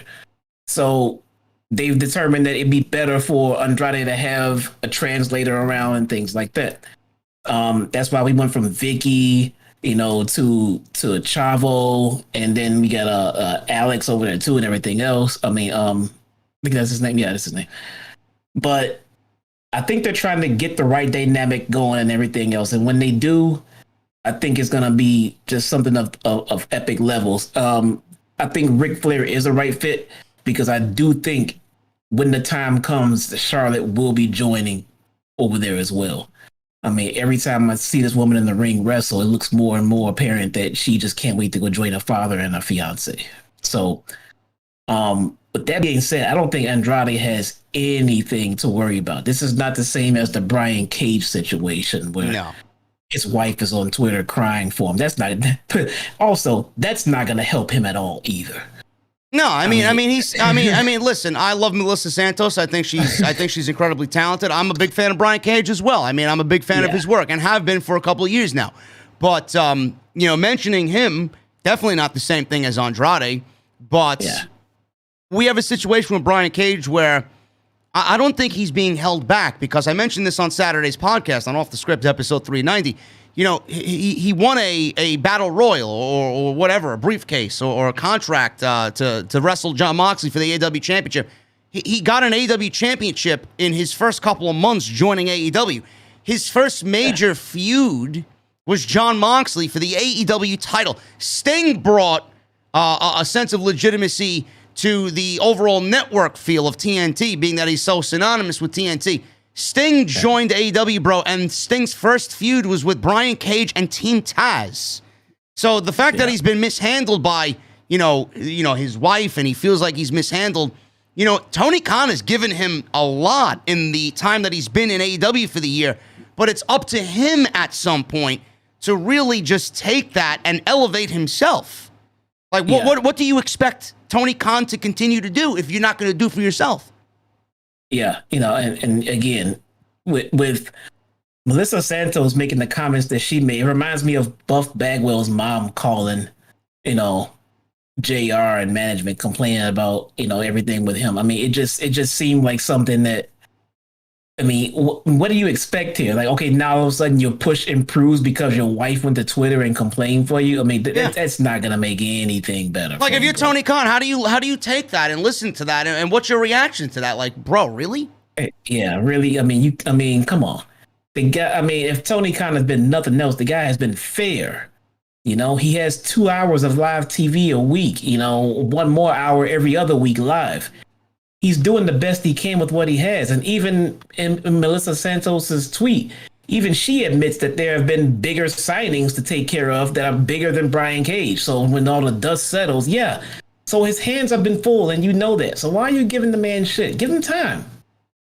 Yeah, it's just a ridiculous situation. If Brian Cage wants to take it to the next level, don't complain on social media. Just go out there and continue to work your ass off. Like, I don't know how good his promo work is. That's why they paired him with Taz. That's not good at all. He knows one line. Who better? So apparently, a lot of people think he's got no charisma. He is not connecting with the crowd. I'm not going to say he's not charismatic, because Roman Reigns, in his babyface days, came off as uncharismatic. But we know this to not to be true about him. He's very charismatic, but he's not connecting with the fans. Now, what do you mean by that? Because a lot of people that look like Brian Cage may not be connecting with the fans, and they may be in the same situation. Do you think that the AEW fans are so cynical and picky about who's on TV that they look at Brian Cage and they don't think that type of performer and wrestler should be on the roster? It's more of a WWE style? Because I think if Brian Cage and his contract is up, I do think he would entertain offers from WWE and be one of the first guys to actually jump ship from AEW to WWE. As he should, because the dynamic in AEW, as far as the top guys and everything else, is it's really built around in-ring work. And Cage is good in the ring. I'm not saying he's not good in the ring, but he's not gonna go out there and outwork Kenny Omega, Adam Cole, Bryan Danielson, Malakai Black. He's not gonna outwork those guys in a 20-30 minute main event match. He's not. He's gonna look very, very, very overshadowed. Well, yeah, he's going to look overshadowed. I don't want to take anything away from Cage. If Cage and Omega were in a match, I think they tear the house down. I think Brian Cage can very much handle himself in a match with Kenny Omega. Is he as good as a Kenny Omega? No, but it's just a simple fact that you said he's just not connecting with the audience. Who is he? Yeah, and that's just it. He's just another big guy. Yeah, when you combine the in-ring dynamic with the other top guys, and also the gimmick, and when you come out, the crowd. Okay, this is very simple. When you come out, the crowd does not pop and say, "Oh my God, it's Brian Cage." So Melissa Santos should not be out there saying, "Well, he should be in the top just because he's Brian Cage." Clearly she knows he's nowhere near as over as he needs to be.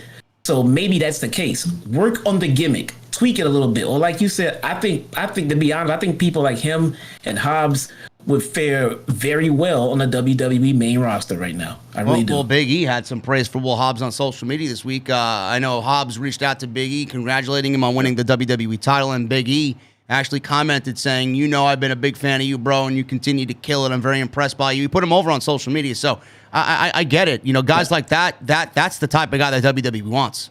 Those two guys there. They do. And if you notice, I texted you this the other day. You notice how when AEW talent hits a milestone or does something great, that WWE talent are forced to sit there with their mouth shut. But when WWE stars like Big E accomplish a monumental feat, you see half the fucking AEW locker room out there congratulating Big E on Twitter publicly. Yeah. Yeah. I mean, WWE workers have to fucking cryptically write what they're trying to get across so that Vince McMahon and team don't find out what they're actually talking about. Yeah. It's brutal, man. It's so fucking it's so petty. You're friends with these people. You have a professional relationship with these people. You like to. It's not okay to say, "Hey, good job," you know. Good job, Bryan. Do well. You know, happy to see you back. You can't do that. You can't do that. Yeah, one of the glaring things in regards to that, Adam Cole mentioned Xavier Woods and Tyler Breeze and Cesaro by name because he's been on up, down, down with Xavier for God knows how long. I didn't see any of those guys mention Adam Cole, being that he's in AEW now. Nope. Not a fucking peep. And they won't say a word. I didn't see a single tweet from WWE congratulating the Lucha Brothers or the Young Bucks on putting on a fucking clinic at the pay-per-view. Yeah. It's sad. Very, very petty, but that's WWE. Like you said all those weeks ago, it's a family in AEW. It's a business in WWE. It is. And they absolutely just stay in their lane because that's exactly what they are. Guys, we got... Wait, do we get star ratings for those matches yet? I don't think so, no. No? No, okay. No. Should be another week or two, I think, and Meltzer will come out with that. Maybe we have. I'm not sure. Did anybody in the chat know that Meltzer gave the Lucha Brothers and the Young Bucks a 5-star rating? I'm assuming that'll be a 6-star from Meltzer. Probably at least 5.5. Yeah. Anyway, guys, we got 2,600 in the venue. Thank you so much. We just hit 1,000 likes. Appreciate you all. We're going to go over the super chats in just a little bit. We got a couple more to go. We got Shawn Spears and Darby Allin, CM Punk being attacked by Team Taz, and then Bryan Danielson and Kenny Omega. The match is confirmed for Grand Slam next week, non-title. But hit that thumbs up, guys. We got 1,000. Let's try for 1,200 is the new goal. So, 5 3/4. There you go. Wow. So continue to hit that thumbs up, guys. If you're in the venue, I appreciate you. Super chats are open. Continue to get them on in. Last call is going to be in a little bit. But I want to go over my sponsor for today's show, and that is my good friends over at Magic Spoon. MagicSpoon.com/scripts. Jesse, what do you do for your breakfast situation, man? What do you usually do? Are you a breakfast guy, or are you like me and just go right for the coffee if you are a coffee person in the morning? No, I usually wake up, have some fresh fruit before I go work out, and then I'll eat a healthy lunch. That's what I do right about now. There you go. I know when we were younger, the cereal used to be the best part of the morning, man. All that sugar right before school. It was awesome. Grown-up cereal was the best part of being a kid. But we all had to give it up in our adult life because it was full of sugar. It was junk that we really shouldn't be eating. I know I've tried to cut down on the carbs, sugar, and unhealthy food and realized that I can't eat that stuff anymore, man. My body just doesn't agree with it. But Magic Spoon, they got 0 grams of sugar, 14 grams of protein, only 4 net grams of carbs in each serving, and it's only 140 calories. They got some damn good flavors. They got cocoa, fruity, frosted, and peanut butter. Out of those, I love the frosted, but my favorite is the cookies and cream. That is one of the great new flavors that they got. Cookies and cream, maple, waffle, cinnamon, and blueberry. It's healthy, it's delicious, and it tastes exactly like the cereal from our childhood, but like I said, it's healthy for you. Tastes amazing. It's honestly too good to be true. It's keto-friendly, it's gluten-free, grain-free, soy-free, and it's low-carb. And also, for all my listeners in Canada and Great Britain, man, my British fans, I know you guys don't usually get this type of offer. Magic Spoon is now shipping to Canada and the UK. And also, Magic Spoon is confident in their product, so confident that if you don't like it, they will give you your money back with a 100% happiness guarantee. Refund you your money, man. So use code SCRIPT at checkout or Visit magicspoon.com/script to save $5 off today and make your breakfast matter again, man. That is magicspoon.com/script. And I want to thank them for supporting Off the Script. Somebody who we all support, Jesse, is CM Punk. And CM Punk was on commentary tonight. He did a fantastic job. A lot of people were shitting on AEW. Oh, how could you have the face of the company doing commentary? But everybody has no problem with Punk being on the microphone, so what's the fucking problem? Love people. I know. But I said this last time we talked about Punk, Jesse, and I know some people actually reached out to me during the show tonight. Is CM Punk coming out to Cult of Personality getting a little stale? Is it fading out a little bit for you? Punk is on his I'm back tour. Yeah. All right. So until he gets enthralled into, a meaningful feud and things like that, then right now the pops are just, hey, it's because Punk's back. But we get it. We've seen you back and everything else. And look, and everything is fine with Punk right now. But yeah, hey, Punk is back excitement is starting to wear down. So as Punk now gets involved in bigger matches, bigger feuds, maybe even for a title, all of that stuff will come back. Yeah. Right now he's not doing anything except getting his feet wet, seeing what's what, having an interaction here or there. He's about to head into his second match. He's heading into his second match, guys. Fine. Fucking fine. We're not going to get United Center pops for Punk every time he comes out just because he's visiting Milwaukee. But now he's visiting New Jersey. And now guys, Punk is back. We get it. You're going to get it. Nobody's silent. He's getting regular babyface reactions now, which is normal. It's fine. And listen, he's on the microphone on commentary, which is the one place you want to be to get talent over. And Tony Khan is relying on Punk to get all that young talent on the show tonight over. I mean, who better to do that? Yeah. So it's a win-win situation.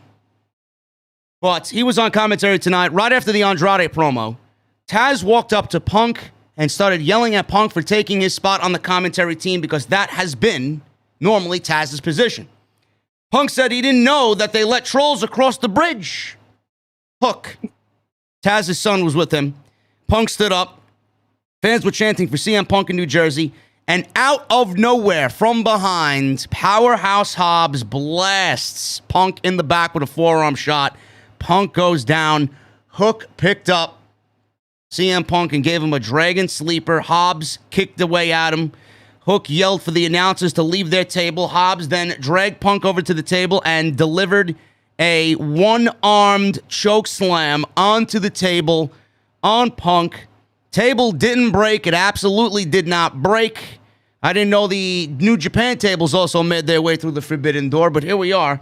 And the table tipped over. It did not break. Punk sold it on the ground. Hobbs, Taz, and Hook all smiled as we got the segment coming to a close.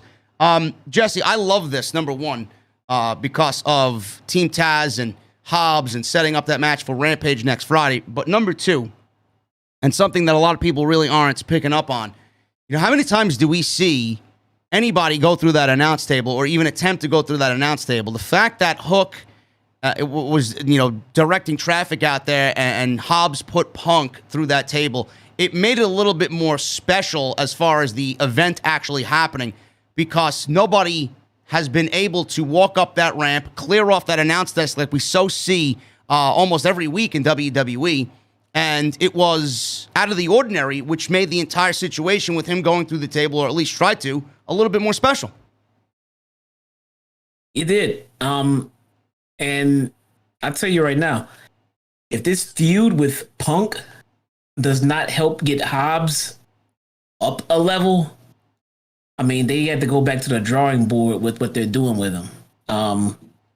Because right now, Punk is the most interesting guy in the company. And if you can't get people interested in Hobbs trying to kill Punk, there's a different problem there. I mean, maybe this Taz thing is not working out. What is Hook doing in general? What is he doing? He has not had a match yet. I don't know what Hook is doing. He's still training. Yeah, what are we doing here with this guy? I mean, is he still training? Because you have him as an integral part of this big faction right now. So he needs to do something. I mean, the guy barely's gotten physical at all. Get into a match. I mean, that also is not helping Hobbs. That he has what appears to be a 18-year-old kid out there who hasn't even had a match yet. Who's with Hobbs? Cage is gone. Taz is retired. And he's out there with Taz's son. Why is he in this faction?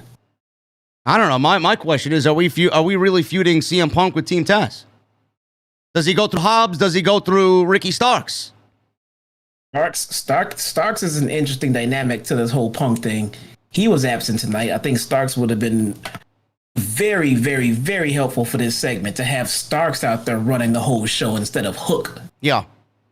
And to have Starks out there telling Hook what to do, then have Hobbs do this, and then and then let Punk have to get through Hook, and then let Punk have to get through Hobbs, and then let Starks then beat the shit out of Punk. And then at a pay-per-view, can Starks actually beat CM Punk? Let's see. Interesting.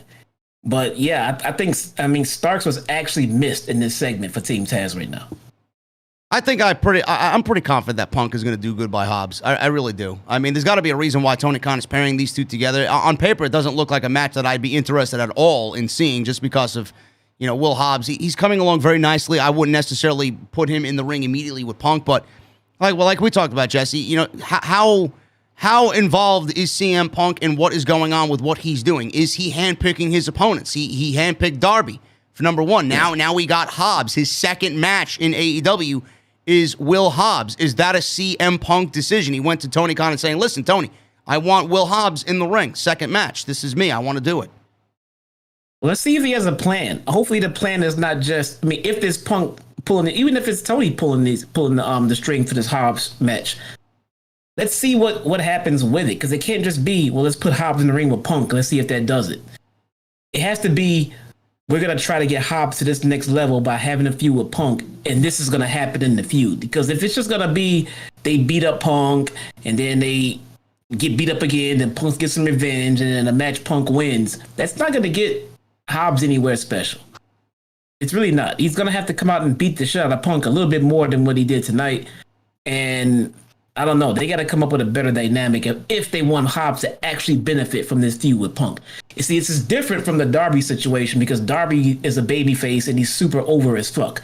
There is no way Darby's going to leave that match with Punk and not get even more over. But the problem with Hobbs is he's not as over as he should be. So he needs to come out of this feud with Punk being more over. Why is Hook over with everybody? Everybody in the chat says Hook is a phenomenon. He's an IWC sensation. Hook is over. What has he done? Why is everybody enthralled with Hook? Hook, to me, it seems like he's over in the sense of so is Marco Stunt and Jungle Boy and Sammy Guevara. These are young fucking just pretty boys who can wrestle, and young people like them, man. The young demographic likes them. We'll see what happens, man. If there's anybody that we can trust in AEW, it's CM Punk. So hopefully he does right by Will Hobbs on Friday. It's going to be interesting to see what Hobbs does. This is the biggest match of his life. Hopefully he delivers. Yeah. Darby Allin versus Shawn Spears. This was something that I was looking forward to. I liked the little back and forth here between Darby and Spears and then Tully and Sting. We got a nice little match here. Allin wanted a tope suicida on the outside a little bit at the top. When they started, Tully got in the way, allowing Spears to pull Allin to the floor. And then on the outside, Spears went to the timekeeper's area, took a cloth, wet it with a bottle of water, and started to wipe Darby's face paint off. We went to commercial break. Everybody was so, oh my God, how could he do that? Because the face paint is a representation of Darby. And Spears had Allin trapped in a scorpion deathlock, mocking Sting. Allin reached the ropes to force a break and took out Spears with a basement dropkick. Code Red went for a 2 count. They fought on the top rope. Spears pulled Allin down by the necklace around his neck. He went for the C4 onto the ring steps, which, thank God, that did not happen. Allin countered it with a stunner before taking out Spears with an awesome suicide dive. Coffin drop followed right onto the back of Shawn Spears, and that was it. Darby got the win off the coffin drop. The stairs came into play because they set it up right in the aisleway. Spears was sitting on the steel steps, and then with the cannonball suicide dive, they took both a nasty spill on the outside. So the stairs didn't really get into the match, but it was a nice little prop to set up that beautiful suicide dive. After the match was over, FTR, like we talked about before, came out, faced off with Allin and Sting. They brawled, and Tully hit Sting in the back with a chair. Sting got in Tully's face, but was overwhelmed by the numbers game. FTR hit a spike pile driver on Sting before Tully took that same cloth that Shawn Spears used on Darby to wipe his face paint. Tully wiped Sting's face paint off his face. So we got a nice little feud brewing here between FTR, Tully, Sting, and Darby. This is going to be great next week, Jesse. It is. It is. I'm not sure what they plan on doing as far as Tully getting physical. I mean, Sting is one thing. We've seen Sting get physical, but Tully is literally someone's great-grandfather out there right now, man. I don't know what the plan is for this, so let's see what they got going on with it.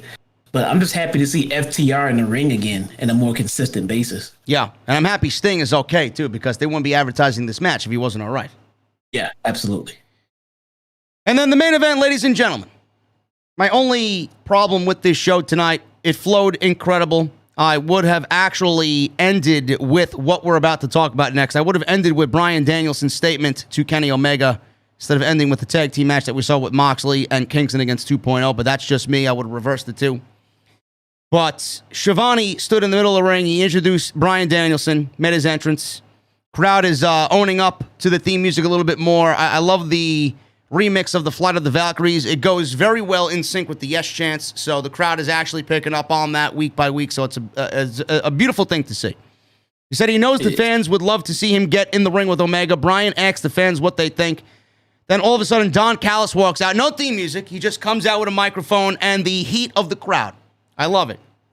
He said they've heard all that they need to hear from him, and Bryan hasn't even said a word. He said he's been listening to him all week, and it's sickening. Omega was acting like a clown behind Callis. Callis called him the hippie millionaire. He called him a sanctimonious something. I don't remember what he said. And said AEW was built on the back of Kenny Omega. He said Bryan made the decision to come to AEW to try to think this was the best thing for the wrestling business and everyone in it. And people call me a carny piece of shit. Fans were chanting piece of shit at Don Callis and at Omega. He said Omega told him that's really how Bryan thinks. He said that means Danielson is actually a mark like all of these fans. He said that they both run this place and he can't decide who gets title matches. Bryan told him to shut up. Danielson then said he was there to talk to Omega and not Callis. He said someday this will be about the title, but right now it's about who is the better wrestler. He told Danielson to give the people what they want.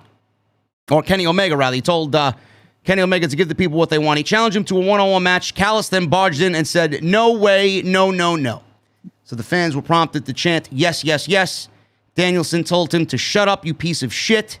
He said he came to AEW to fight the best bout machine and the god of professional wrestling. He said since he's been here, all he's seen is a guy who hangs out with a bunch of goofy stooges who lets a piece of shit talk for him. Omega took a deep breath. Danielson said he's heard all the rumors that he's lost his confidence and lost a step, but he doesn't think that's true. I just think you've lost your balls. Yes or no?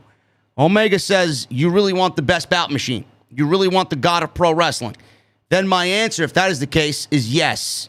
Callis clearly wasn't happy. Omega and Danielson had a stare down, and this is a dream match. Jesse, this is history in New York City.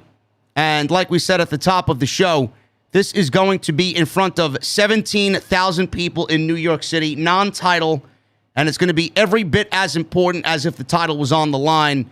And honestly, man, I could sit here and tell you who wins and who should win and what makes more sense at this point, bro.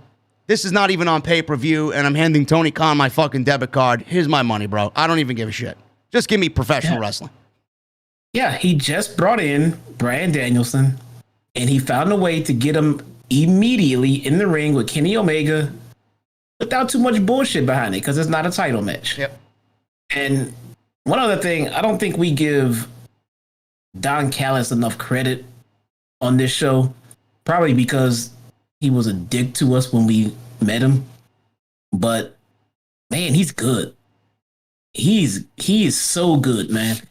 He lives that fucking gimmick. Let me tell you first off, man, firsthand experience. He lives the gimmick.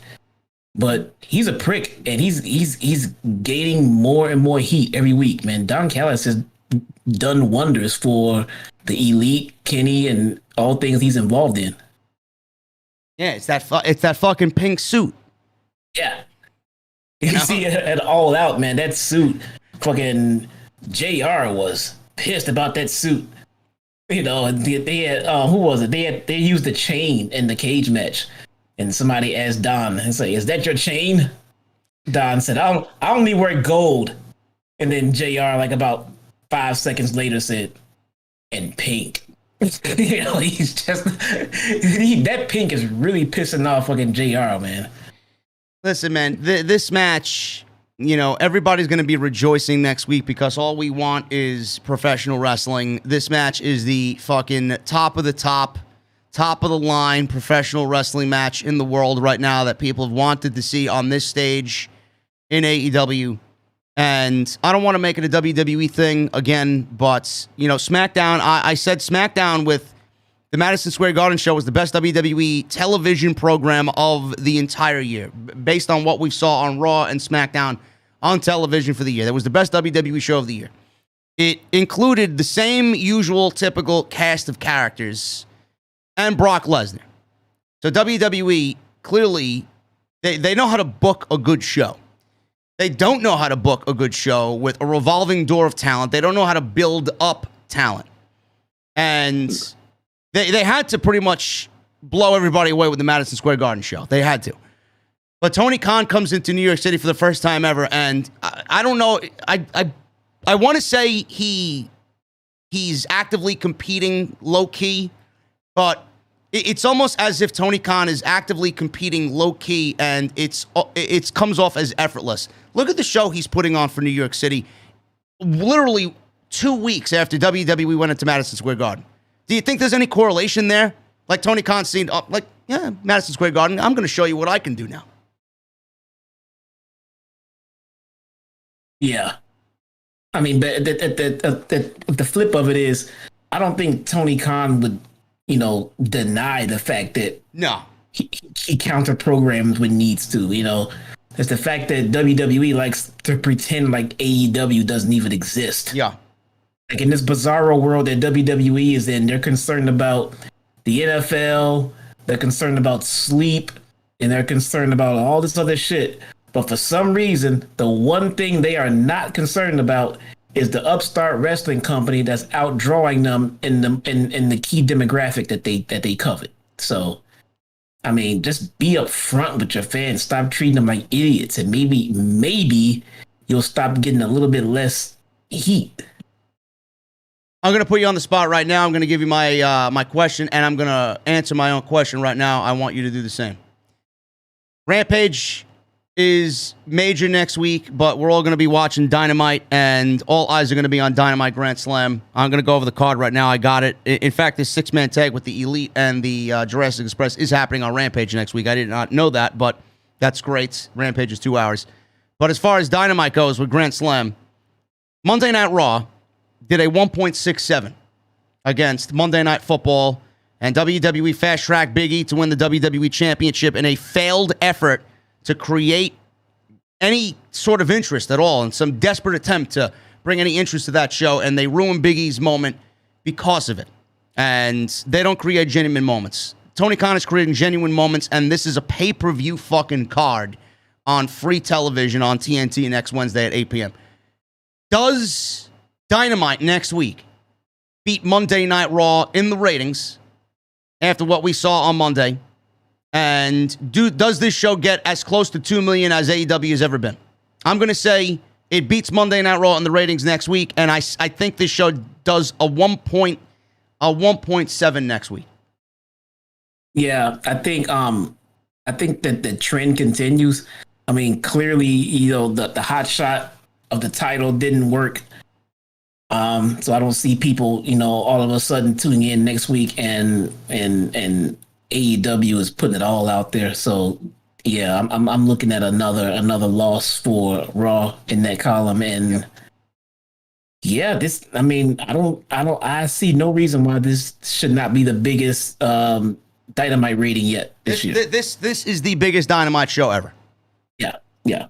Everybody knows it. People will be watching. That if that match itself doesn't bring AEW to beat Monday Night Raw next week, I would be shocked. Yeah. And if that's the case, I hope Vince McMahon looks himself in the mirror and says, finally, you know what, guys? I think we have a fucking problem.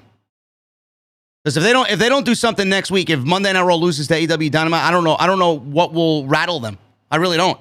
Clearly, Monday Night Football hasn't rattled them in 20 years, so they don't give a fuck about that. But if this doesn't rattle them next week, if the 18-49 demo loss last week doesn't rattle them, I don't know what will. Remember when the Wednesday Night Wars just kicked off, and I forget who won the week. As a matter of fact, I'm pretty sure AEW won the week. But then WWE came out and actually responded in a tweet "Oh, good week," but it's a marathon, not a sprint or something to that nature. You remember that? Yep. I mean, but I thought they were in competition. I thought you weren't worried about what they're doing. And now that you see you failed miserably and you're not winning at it, now you're going to want to pretend we don't care what they're doing. Then why are you commenting about what they're doing? Why do you forbid the talent from commenting on their friends succeeding, but you're out there trying to create your own friendly competition with a company that's not competition? I don't know. I think if they're paying attention to what AEW is doing, it's a good thing. It is a really good thing. And from everyone that I've seen, and from the few minutes I've seen, Raw was not that bad this week. So if that's going to be the trend, if they're going to consider making big moves, making big things happen, making interesting things happen, and not sticking to the same formulaic plots they've been doing, then I think AEW is doing its job. They should be paying attention to AEW because it is the competition. No matter what they lie about it, it is the direct competition. They don't worry about sleep or football. They worry about AEW. A lot of people in the chat saying that I'm pushing it with a 1.7. You guys do realize that the Elite segment last week with Adam Cole did over a 1.5. I hope you guys know that. So why wouldn't that happen for the overall show in total next week? Why is it so far-fetched that it's a 1.7? It's possible. It's possible. I'm not saying that it will be a 1.7. I'm predicting a 1.7. I'm not guaranteeing a 1.7. I'm predicting a 1.7. If it ends up being a 1.5, excellent for Tony Khan and AEW. If it ends up being a 1.6, whatever. But they will win the 18-49 demographic again, and then I hope that slowly but surely WWE opens their fucking eyes and realizes that they have a problem. But I tell you what, I know what Monday Night Raw needs. They need Von Wagner on Monday Night Raw. That's what they need. We need Von Wagner. We need more Wagner and more cowbell. We need more Wagner. We need more Braun Breaker. We need more of, what's his name? Parker Bordeaux. What's his name now? Hanley? Gunnar Harlan? Harlan? Harlan Gunnar or... Jesus fucking Christ. What do they put? What do they just go on fucking Google and hit a name randomizer? People were already anticipating this guy. I mean, just from his social media presence, people are anticipating this guy. And right away, there goes his name. Von Wagner. Von Wagner. Put the lotion in the basket. Von Wagner. He looks like fucking Buffalo Bill. Meanwhile, Vince McMahon thinks he's the next Edge. Parker Bordeaux sounds fucking tough, dude. Bordeaux, dude, Gunner, whatever the fuck his name was, sounds tough. Rick, or Rick Steiner's son, bro. Rex Steiner sounds good. Rex. That's a powerful name, bro. WWE is... I don't think there'll ever be another signing unless, again, exceptions happen. I don't think there'll be another signing where the person coming in keeps their previous name. They really hate the fact that you can leave with a name like Adam Cole and go show up on AEW with the same name. Bro, you know who I'm looking forward to? Tony D'Angelo, bro, from Chicago. God, that guy's from Chicago, and I'm from fucking Switzerland. All right, Tony D'Angelo, listen. My family is in waste management. I went to the University of Buffalo, and I did amateur wrestling. Now I'm coming to NXT, bro, and your Chicago pizza tastes like shit. Yeah, he's out there carrying floppy fucking pizza and talking. He's like, I mean, this guy is not from Chicago, man. Bro, we got the next Brooklyn Brawler on our heads and fucking Tony D'Angelo. What the fuck is this guy? Jesus Christ, man.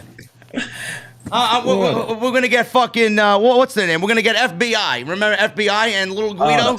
Just have Little Guido come out. Italians. Yeah. It's going to be awesome. I kind of like those guys. Listen, guys, one more thing we got to talk about here. Listen, we got Lucha Brothers versus Butcher and Blade, Bunny versus Anna Jay, Miro versus Fuego. That's on Rampage, so it's a nice show on Friday. Grand Slam, Omega, Danielson. And we got Cody versus Black, MJF versus Pillman Jr., Britt Baker versus Ruby Soho, Sting and Darby versus FTR. That's on Dynamite. And then Rampage Grand Slam. We're getting 2 hours of Rampage on Friday. It's going to be Cole and the Bucks versus Christian, Jurassic Express, Punk versus Hobbs, Jericho and Hager versus Sky and Ethan. More to come. So I'm assuming we'll get Santana and Ortiz on that show next week as well, being that they are homegrown in Queens. So more to come on that. Next week is going to be historic again for AEW. And finally, guys, Jon Moxley and Eddie Kingston versus 2.0. I'm not talking about the Nickelodeon 2.0 version of NXT. I'm talking about fucking 2.0 here.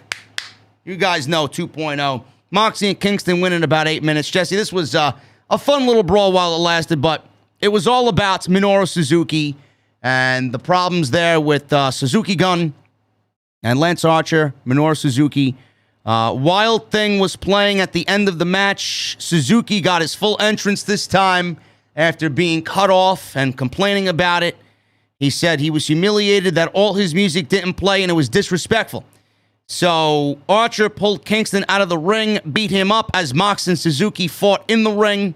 This all spilled to the floor, into the crowd, and that's pretty much the way the show went off the air.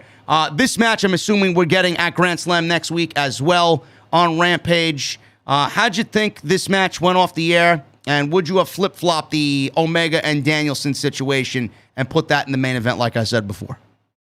I'm just not personally as invested in Moxley and the Forbidden Door feud as others may be. I'm even a little confused by it because I really don't follow New Japan at all. Yep. I mean, did Suzuki just turn heel, I'm guessing? I don't know. I guess, I mean, I don't know if he was a heel or not. Archer's a baby face. I have no idea. And when did they become BFF? Okay, they showed me the clips of they teamed in New Japan. This is all news to me. When did they rekindle this? How come he didn't come out with Suzuki at All Out? Have Archer come out with him? Where's Jake the Snake Roberts? I'm confused by the ending. I don't know. I don't know where Archer was, why Archer's involved now. I guess because he's got nothing to do, and they were like, well, I have a history with this guy. Can I get in on this? Pretty much what it was. The history makes sense, but it was just kind of, it seems it was a little thrown in. But I mean, with no explanation. Then they showed me clips of them tagging together. Like, oh, then why wasn't Archer at the fucking Forbidden Door welcoming Suzuki in? Like, hey, come on in, bro. I'll take your ass out to fucking Moxley tonight. I mean, I don't know. Maybe I'm nitpicking, I guess. Maybe to some, I don't know. I'm right there with you. I don't really. I love Moxley. I'm not as invested in it. I just think it's something else to just add to the show that doesn't really have any overall importance to the show. Yeah. But I appreciate you guys very much, man. We broke everything down. Your weekly AEW news and rumors.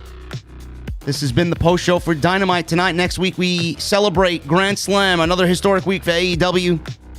And it will be a major off the script next week, man. I will be right here to cover it all with Jesse. So join us then. We are going to go over the super chats right now. We got a lot to go through.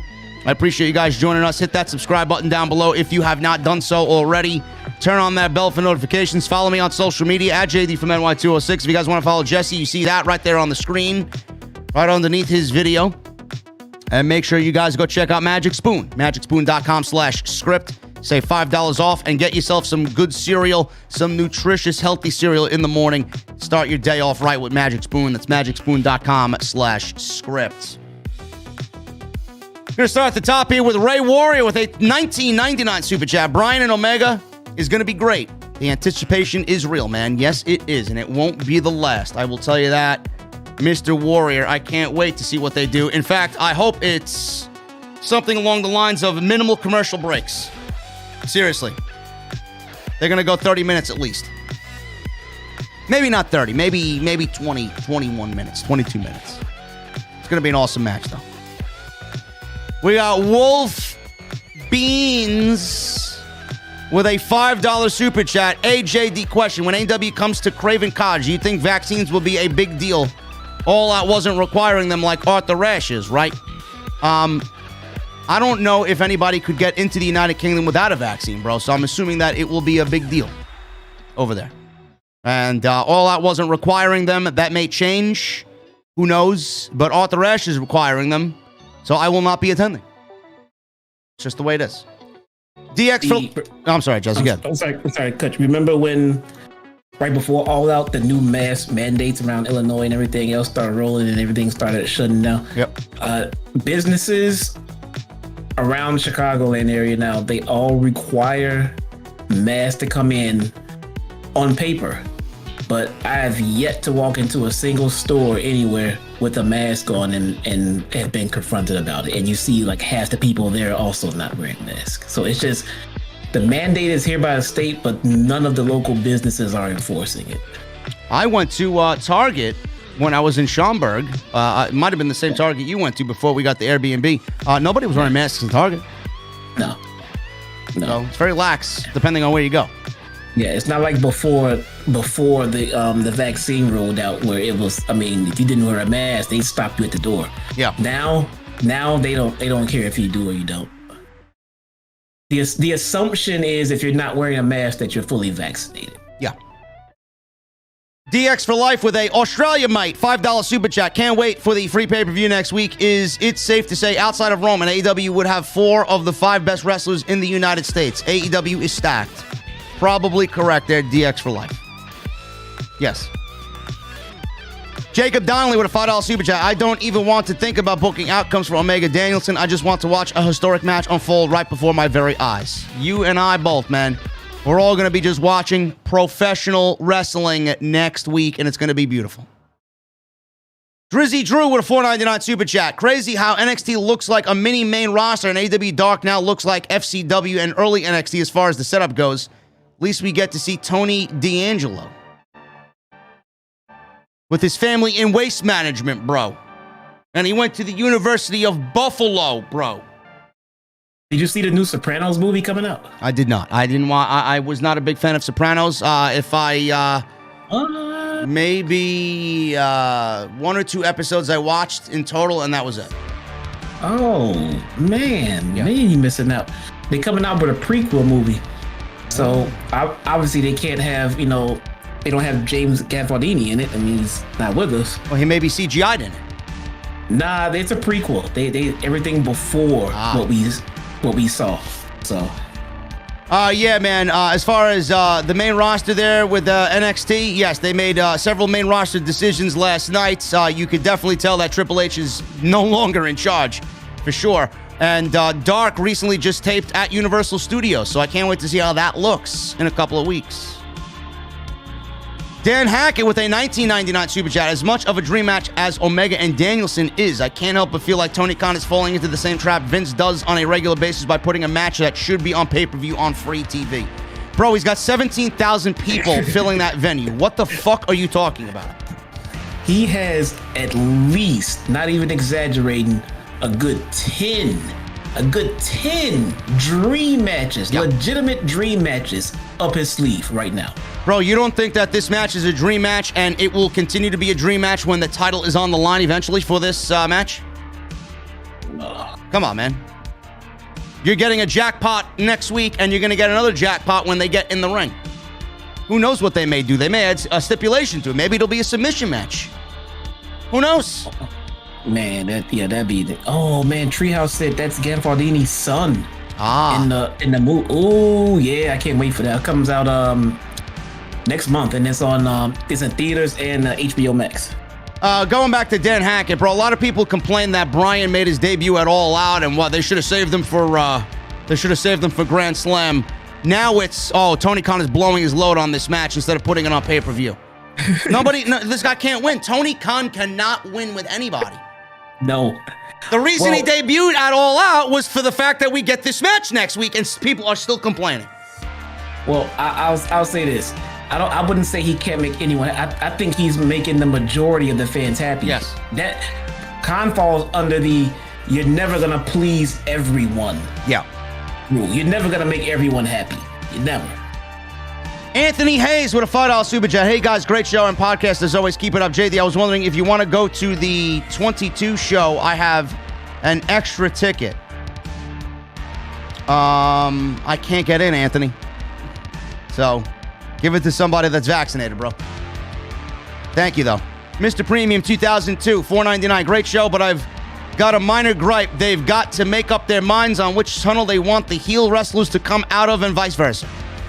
Yeah, I don't like that they fucking switch it. Oh, you have a gripe with that too? I didn't even notice. Yeah, maybe it was just for that one show, but for some reason, last week or something, they had the heels and the baby faces switch fucking tunnels. It's always been since its inception.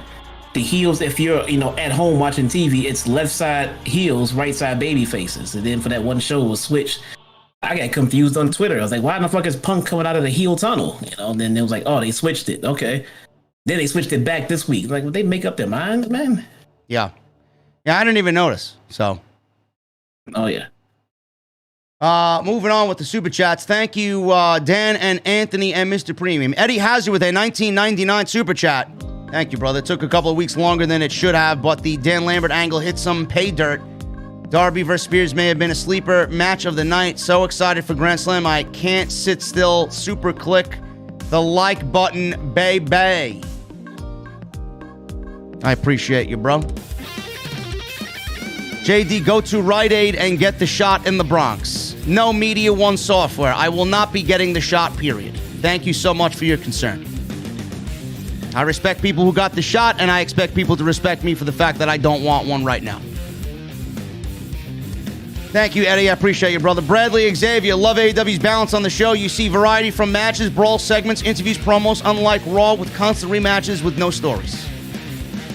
They're doing it right, bro. Yeah, all these fresh feuds already come out of a pay-per-view. Look at all this. Look at all this. I know. No rematches. No rematches.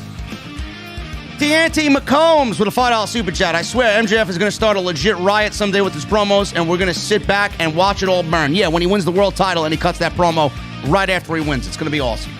Oh, yeah. Sambino X with a $50 super chat. Love you guys, man. My kids lost their mom recently, and thanks to AEW and your epic rants, you've really helped my daughter and I find our smile again. From the bottom of my heart, keep doing what you do, brother. Sambino, listen, man. Out of everything that has been said tonight, that is the one thing that I cherish the most. Every single one of you fucking geeks in the chat, give the prayer emojis and throw them up for Sambino. And off the script VIP, brother. I'm going to continue to do what I can. Jesse as well. My thoughts and prayers out to you, your daughter, and your family, man. Thank you so much. Coiled Phoenix 713 with a $50 super chat. Hey, guys, I just wanted to come on here and say thank you for what you do. This past week hasn't been great due to COVID, but watching you guys helps me escape for a while. Please keep up the good work, and as always, much love to you and the OTS family. Thank you, Coiled Phoenix. Everybody in the chat as well. Not only for Sambino, but for Coiled Phoenix. Throw up those prayer emojis. I appreciate you guys very, very much. Paul Wu with a $100 super chat. Let's read through his again. Thank you, Paul Wu. You're a beast. Hey, JD, appreciate you and Jesse always giving your honest take on Wednesday night. It always makes me proud to be a part of the OTS family and to see the growth of your channel. Puts a smile on my face. Kenny Omega vs. Bryan Danielson equals scale breaker. Thank you, Paul Wu. Dan Hacker with another $9.99 super chat. Finally bought a JD's Negan hoodie. Can't wait to get it. Keep up the good work as always. Speak the truth. Dan, I appreciate that, brother. That's a nice looking fucking hoodie. I got the rough design of the new t-shirt coming out, man. You guys are going to be blown away by this shit. Oh, my goodness. I wish I could show you, but I can't. In due time. Thank you, Dan. Munchie time with a $4.99 super chat. MJF is an absolute savage with this Pillman feud. The best heel in the business, not named Jesse. Keep up the great work, guys. Cheers, OTS for life. Thank you, Munchie time. I'll let Thunder Rosa handle Jesse in due time. Don't worry. I locked all my doors and windows, man. You locked all your doors and windows, bro. You're going to lock Thunder Rosa out? Come on. Jesus. That woman knocks on the door 4 a.m., bro. I'm opening the door. Hey, how you doing? Oh, shit. You see what she... No, man. No. She's still beating this guy. How is she not put in jail? Listen, man. It's not going to end until Mr. LaGreca gives her a match. Get in the ring, coward. This is assault and battery. Got to get that Fire Thunder driver right in the middle of the ring for the 1, 2, 3. Oh. I'm going to have her do worse to you, though. Never mind a Fire Thunder driver. Yeah. Good luck, man. I got my dog posted out front. Oh, man. Anyway, Munchie time. Thank you, brother. Michelle Moran with a $5 super chat. Oh, my God. Are we getting Omega Bryan next week? Yes, we are.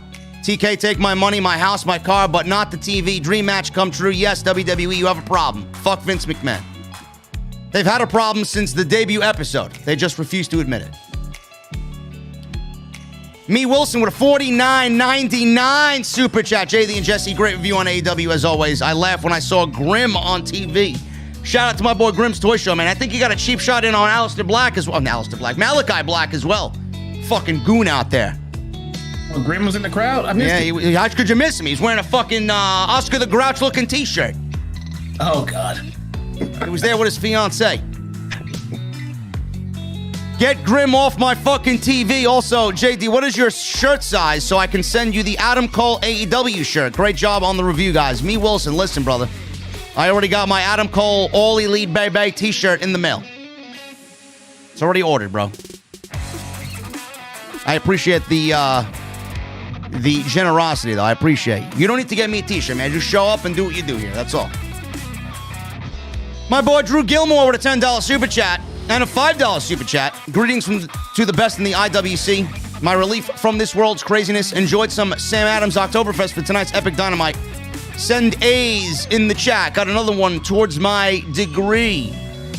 Congratulations, Drew. Happy to hear that. And he also says, sorry, guys, super chat is hating on me again. Punk's table bump look nasty. Reminds me of how Ryback messed him up. Oh, no. No. Now, this was not Ryback, bro. This was Punk selling it, and he's going to be all right. Yeah. Jaden Gilliam with a $1.99 super chat. Hoping Bray's debut is in Rochester, my first Dynamite. We'll see what happens, man. We don't know when his non-compete is over, but he will be AEW and not Impact like some geeks are predicting. Tony Brown with a $4.99 super chat. So another great show, JD and Jesse. I wasn't sleepy like during Raw and SmackDown. Even NXT is yawn. OTS for life. NXT is now Monday Night Raw extended for 2 hours on Tuesday night, bro. I'm sorry to hear it. I cannot stress how let down I was by that wedding, man. Everything leading up to it was fine. You know, the build up, the comedy in it, everything was fine. But how do you have a wedding with no fucking just chaos at the end? How? What did you want to have happen? Did you want the whole place to fucking burn to the ground? Yeah. I would have loved to have seen Parker, but you could have had Parker Bordeaux come in, destroy the set, and start his first feud with Dexter Lumis. Right there, simple, done. I don't know what their plans are for him, but I'm just saying something should have something major, something you can look back on and say, oh, he made his debut at that big wedding, or this person had a big turn at the wedding. Best wedding ever, for me at least, probably Triple H and Stephanie. No, I'm sorry, Triple H. I'm sorry. Stephanie and Test's wedding. That was my favorite wedding. Well, my question is, with the wedding the way that it ended, what's the fucking point of the wedding, and what's the angle now moving forward? It's pretty much closed and a done deal. Yeah, they're just married. That's it. Yeah. That's it. No. Are we going to lead to a divorce now? I mean, yeah. I don't get it. I mean, I just want something memorable to happen from, you get a wedding, something happens. When was the last time we had a wedding where it was just a wedding, nothing happened, and we were all happy? Other than what? Macho Man and Elizabeth? Yeah. That was it. And they were married, so it made sense. Listen, some geeks were saying, WWE even tweeted out, best wedding of all time in WWE over Macho Man and Elizabeth with the snake bite. Give me a fucking break, bro. Come on. Come on, man. How people shit on the fucking history, bro? Really? Jesus Christ. I haven't heard anything so fucking stupid all year. Yeah. Tony Brown, thank you so much, brother. Reggie Smith with a $9.99 super chat. JD and Jesse, much love to you. Meetup in Chicago was great. Can't wait for part 2. And JD, I've been seeing the hate on social media towards you, but I just decided to ignore it. I mean, come on, guys. Reggie, it's the same fucking thing every week, man. One week it's Big E winning the title. Nobody can really accept my opinion on the fact that I wanted something more. Everybody's simple-minded. I'm a racist. I'm this, I'm that. Some people think I'm always negative. I mean, what have I said that's wrong about NXT? What have I said that's wrong about Monday Night Raw? When am I negative on Wednesday? I'm happy on Wednesday. Samoa Joe's not injured, by the way. Give me a break. I think somebody said that he is. I think it's PWI. He's not hurt. No. After the report of Alvarez saying that he was not, I think it was PWI that came out and reported that he actually is. Well, listen. I mean, I don't know. It wouldn't surprise me. It's back and forth. I mean, there's no one knows. So it leads me to believe it's a work if it's this back and forth like this. J Ray with a $5 super chat. Next week is looking to top All Out with Omega Danielson at Grand Slam plus Bucks Cole versus Cage Jurassic Express on a special 2-hour Rampage. Yes, bro, it's going to be incredible next week. Robert Lamoa with a $10 super chat. I swear the biggest heel faction in pro wrestling is Vince McMahon, Nick Khan, Bruce Pritchard, Kevin Dunn, and the good old people power, John Laurinaitis. Yes, it's a 5-man power trip. Yeah, really. Prodigy RKO with a $20 super chat. Thank you, JD and Jesse, for the recommendation. Gentlemen, bar none. After this evening, I am all elite. My voice is shot. I love my experience. 10 out of 10. Prodigy, I am glad you enjoyed the show, bro. Jesse and I have been to several AEW shows, and it is incredible. Yes, I'm going back in November. They're coming back to Chicago. There you go. I may actually be doing Full Gear in Minneapolis, I'm hearing. Bartholomew with a $5 super chat. I'm still surprised you're defending Bobby Lashley after crapping him all these years. I used to think you're racist, but I take it back. You used to think I'm racist because I didn't think Bobby Lashley was a good professional wrestler. Thank you, Bartholomew. You can hear Jesse laughing in the background because what you said is fucking ridiculous. If you don't like a white wrestler, you just don't like the wrestler. How am I racist when Big E won the WWE Championship and I did not like it while he took it off of a black wrestler who I didn't think should have lost the WWE title? Does anybody think?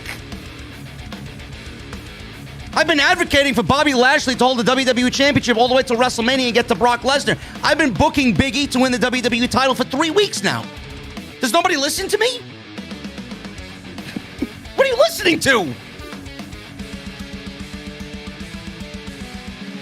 I don't like Omos. Am I racist? I think Omos is a black Khali. Am I racist? Yep. He's Khali.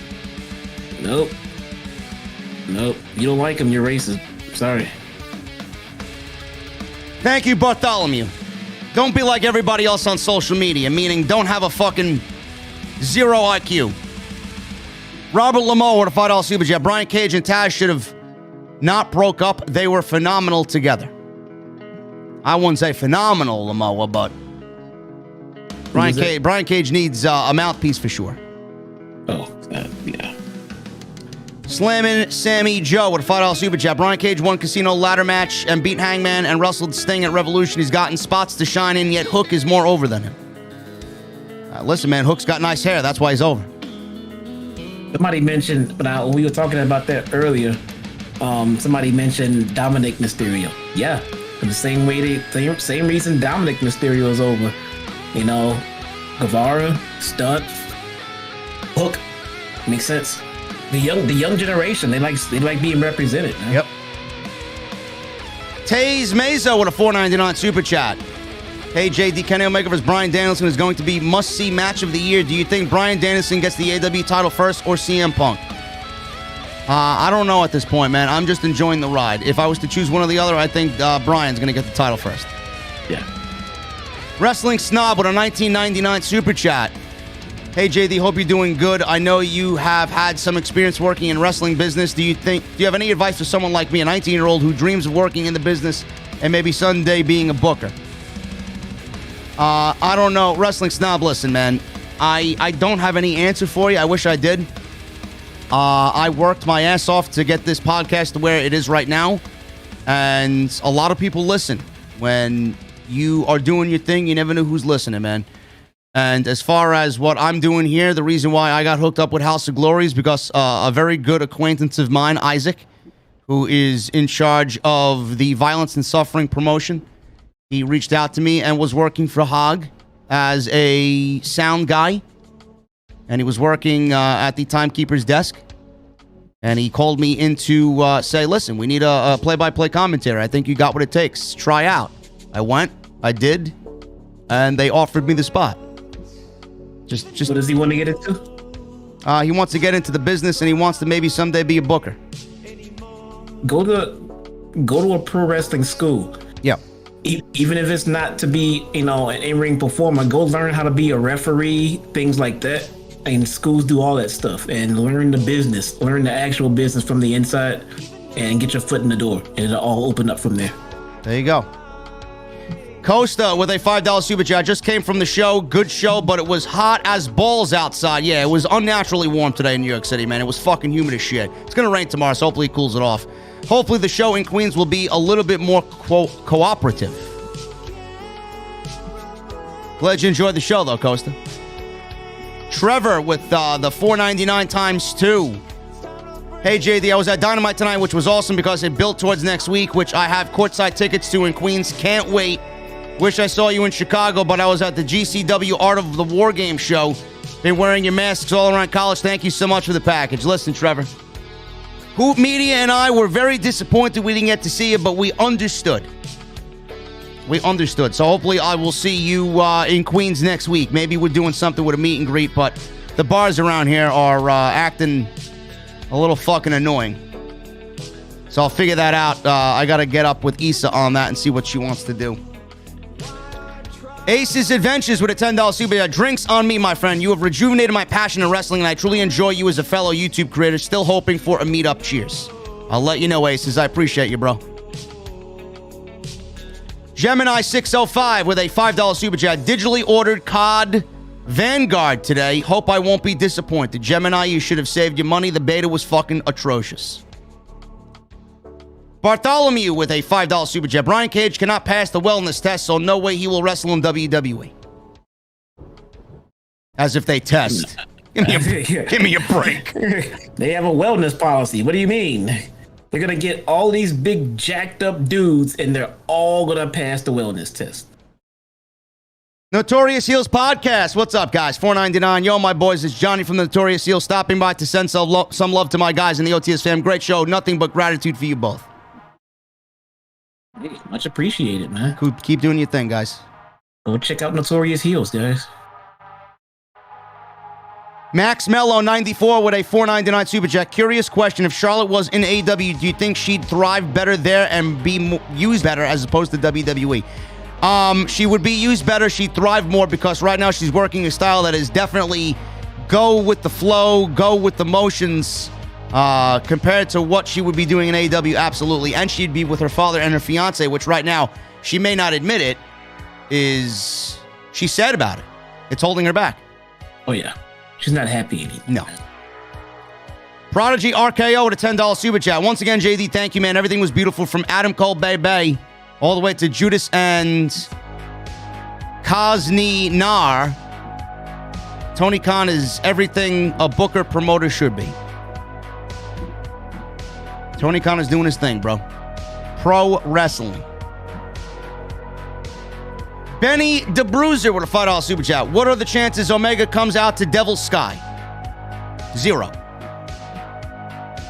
Doesn't New Japan own it? Maybe they could use it. I don't know. Sure, man. Max Mello 94 with a 199 super chat. Loved your show since 2015. Funny rants. Stay safe. Thanks, Max Mello. Tribal Chief with a Canadian $2. Can you see a draw between Bryan and Omega? I could absolutely see a draw. Absolutely. I don't think in the main event that would go over well in New York City, but I could absolutely see one. Yeah. Clint Bond with a $4.99 super chat. You think in 5 years the WWE will be sold and the McMahon days will be over? By the way, The Sopranos is a GOAT, and his look-alike son plays him. If Vince sells the WWE, Vince will still be in charge. That doesn't mean Vince is gone. And I should maybe watch The Sopranos. Jesse said I should watch Breaking Bad, and I became addicted after one episode. Yeah, man. Sopranos is good. You got to get it all the way into it. It is good. Bartholomew with another $5 super chat. How long until we get a Dark Side of the Ring on Lars Sullivan? Never going to happen. But I will be watching tomorrow because I want to see this plane ride from hell. Oh, yeah. Cisco with a $2 super chat. Rosa's going to get you, Jesse. Look, man, this is not... Rosa is good. Listen, man, if I have to pay Thunder Rosa to fucking break into my home, it's going to happen. Going on out here, man. Jeremy Lewis with a $5 super chat. I can't wait for next week. The AEW reunion match of old Ring of Honor Danielson versus Omega. Cheers, Jesse and JD. Glad to see you both tonight. Thank you, Jeremy. So they did wrestle, but it was way beyond my years. I did not know that. So they are their best versions right now. So this is the match that we're all going to be excited about. Randy B with a $5 super chat. What's going on, JD and Jesse? Amazing review tonight. Thanks for making Wednesday even more awesome. Jesse, don't worry. We got your back, bro. Yeah, okay. Nobody's going to have his back, Randy B. No. Nobody. Not even his wife. No. Cisco with a $2 super chat. Put the lotion in the basket. Yes. Von Wagner. Can't wait to see more Von Wagner on fucking Tuesday night. Who came up with it? What the fuck is a Von Wagner, bro? How do you look at that and listen to that and think that's a WrestleMania main event name, Von Wagner? Sounds like a porn name. Sounds like a porn name. It sounds like something that I'll see signed on the bottom of a fucking artist drawing in the museum. What the fuck is a Von Wagner? Jesus Christ. A Toda Madre with a $5 super chat. What are the chances of AEW pulling an NXT and moving Rampage to Tuesdays after NXT moved from the WWE Network to Wednesdays? If Rampage moves, it's going to be on a Thursday. That's my likely destination for Rampage. Either that or Saturday, but I don't see that happening. Yeah, probably Thursday, man. Omega Kong with a $4.99 super chat. Hey, I'm blacker than black, and I know you're not racist. You make sense. Keep up the great work. #1 wrestling podcast, period. Thank you, Omega.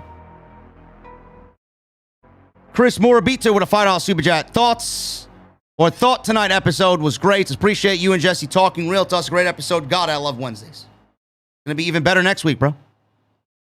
Reggie Smith with a $1.99 super chat. Why was I just placed in a timeout? I don't know. The mods are in the chat. Maybe they got a little frisky. I'm sorry, Reggie. We got a new mod? Who is this? It's my boy Kotz. That's Manic Destroyer. Welcome. And Jam Lucy with a Canadian $5 super chat. I don't understand all the racial stuff. There are no Jay Lethals or Jonathan Greshams in WWE or AEW. They just aren't ready. Well, Jonathan Gresham may be ready, but he's definitely not WWE style. And Jay Lethal could thrive anywhere because he's a great pro wrestler, but he's not WWE style either. No, Jay Lethal is easily AEW material. Everybody ragged on me for ragging on Bianca Belair for losing in 26 seconds. They came to me and said, where was this animosity when Kiera Hogan lost to, who she lose to on Rampage? What was it, Jade Cargill or something like Cargill. that? Yeah. I'm like, well, geek, Kiera Hogan is not Bianca Belair. I mean, Why would I give a shit about Kiera Hogan? She's a nobody right now. When she gets to Bianca Belair status, then maybe I'll complain about it. And then I said, I don't give a fuck what your skin color is. If you ain't outdrawing Kenny Omega, or if you ain't as good or better than Kenny Omega, there's no reason why you should be world champion. You ain't going to be world champion based on the color of your skin in my world. I don't give a fuck who you are. No. Come on, man. Hey, Fun fact, Kiera Hogan and Diamante are a couple. Yes, they are. I knew that for a couple of months now. Congratulations to them. Yes. They got to be in the Women's Battle Royal together at the same time. That was pretty good for them. They liked that. Yep.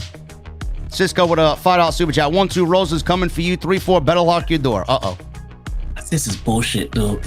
And Jericho 8131 with a $10 super chat. Late to the chat. So sorry if it's already been said. Do you see any elite civil war happening in the next year? Cole, Bucks one side, Omega, Good Brothers on the other. No, I actually see the Super Elite versus the actual Bullet Club happening on AEW television.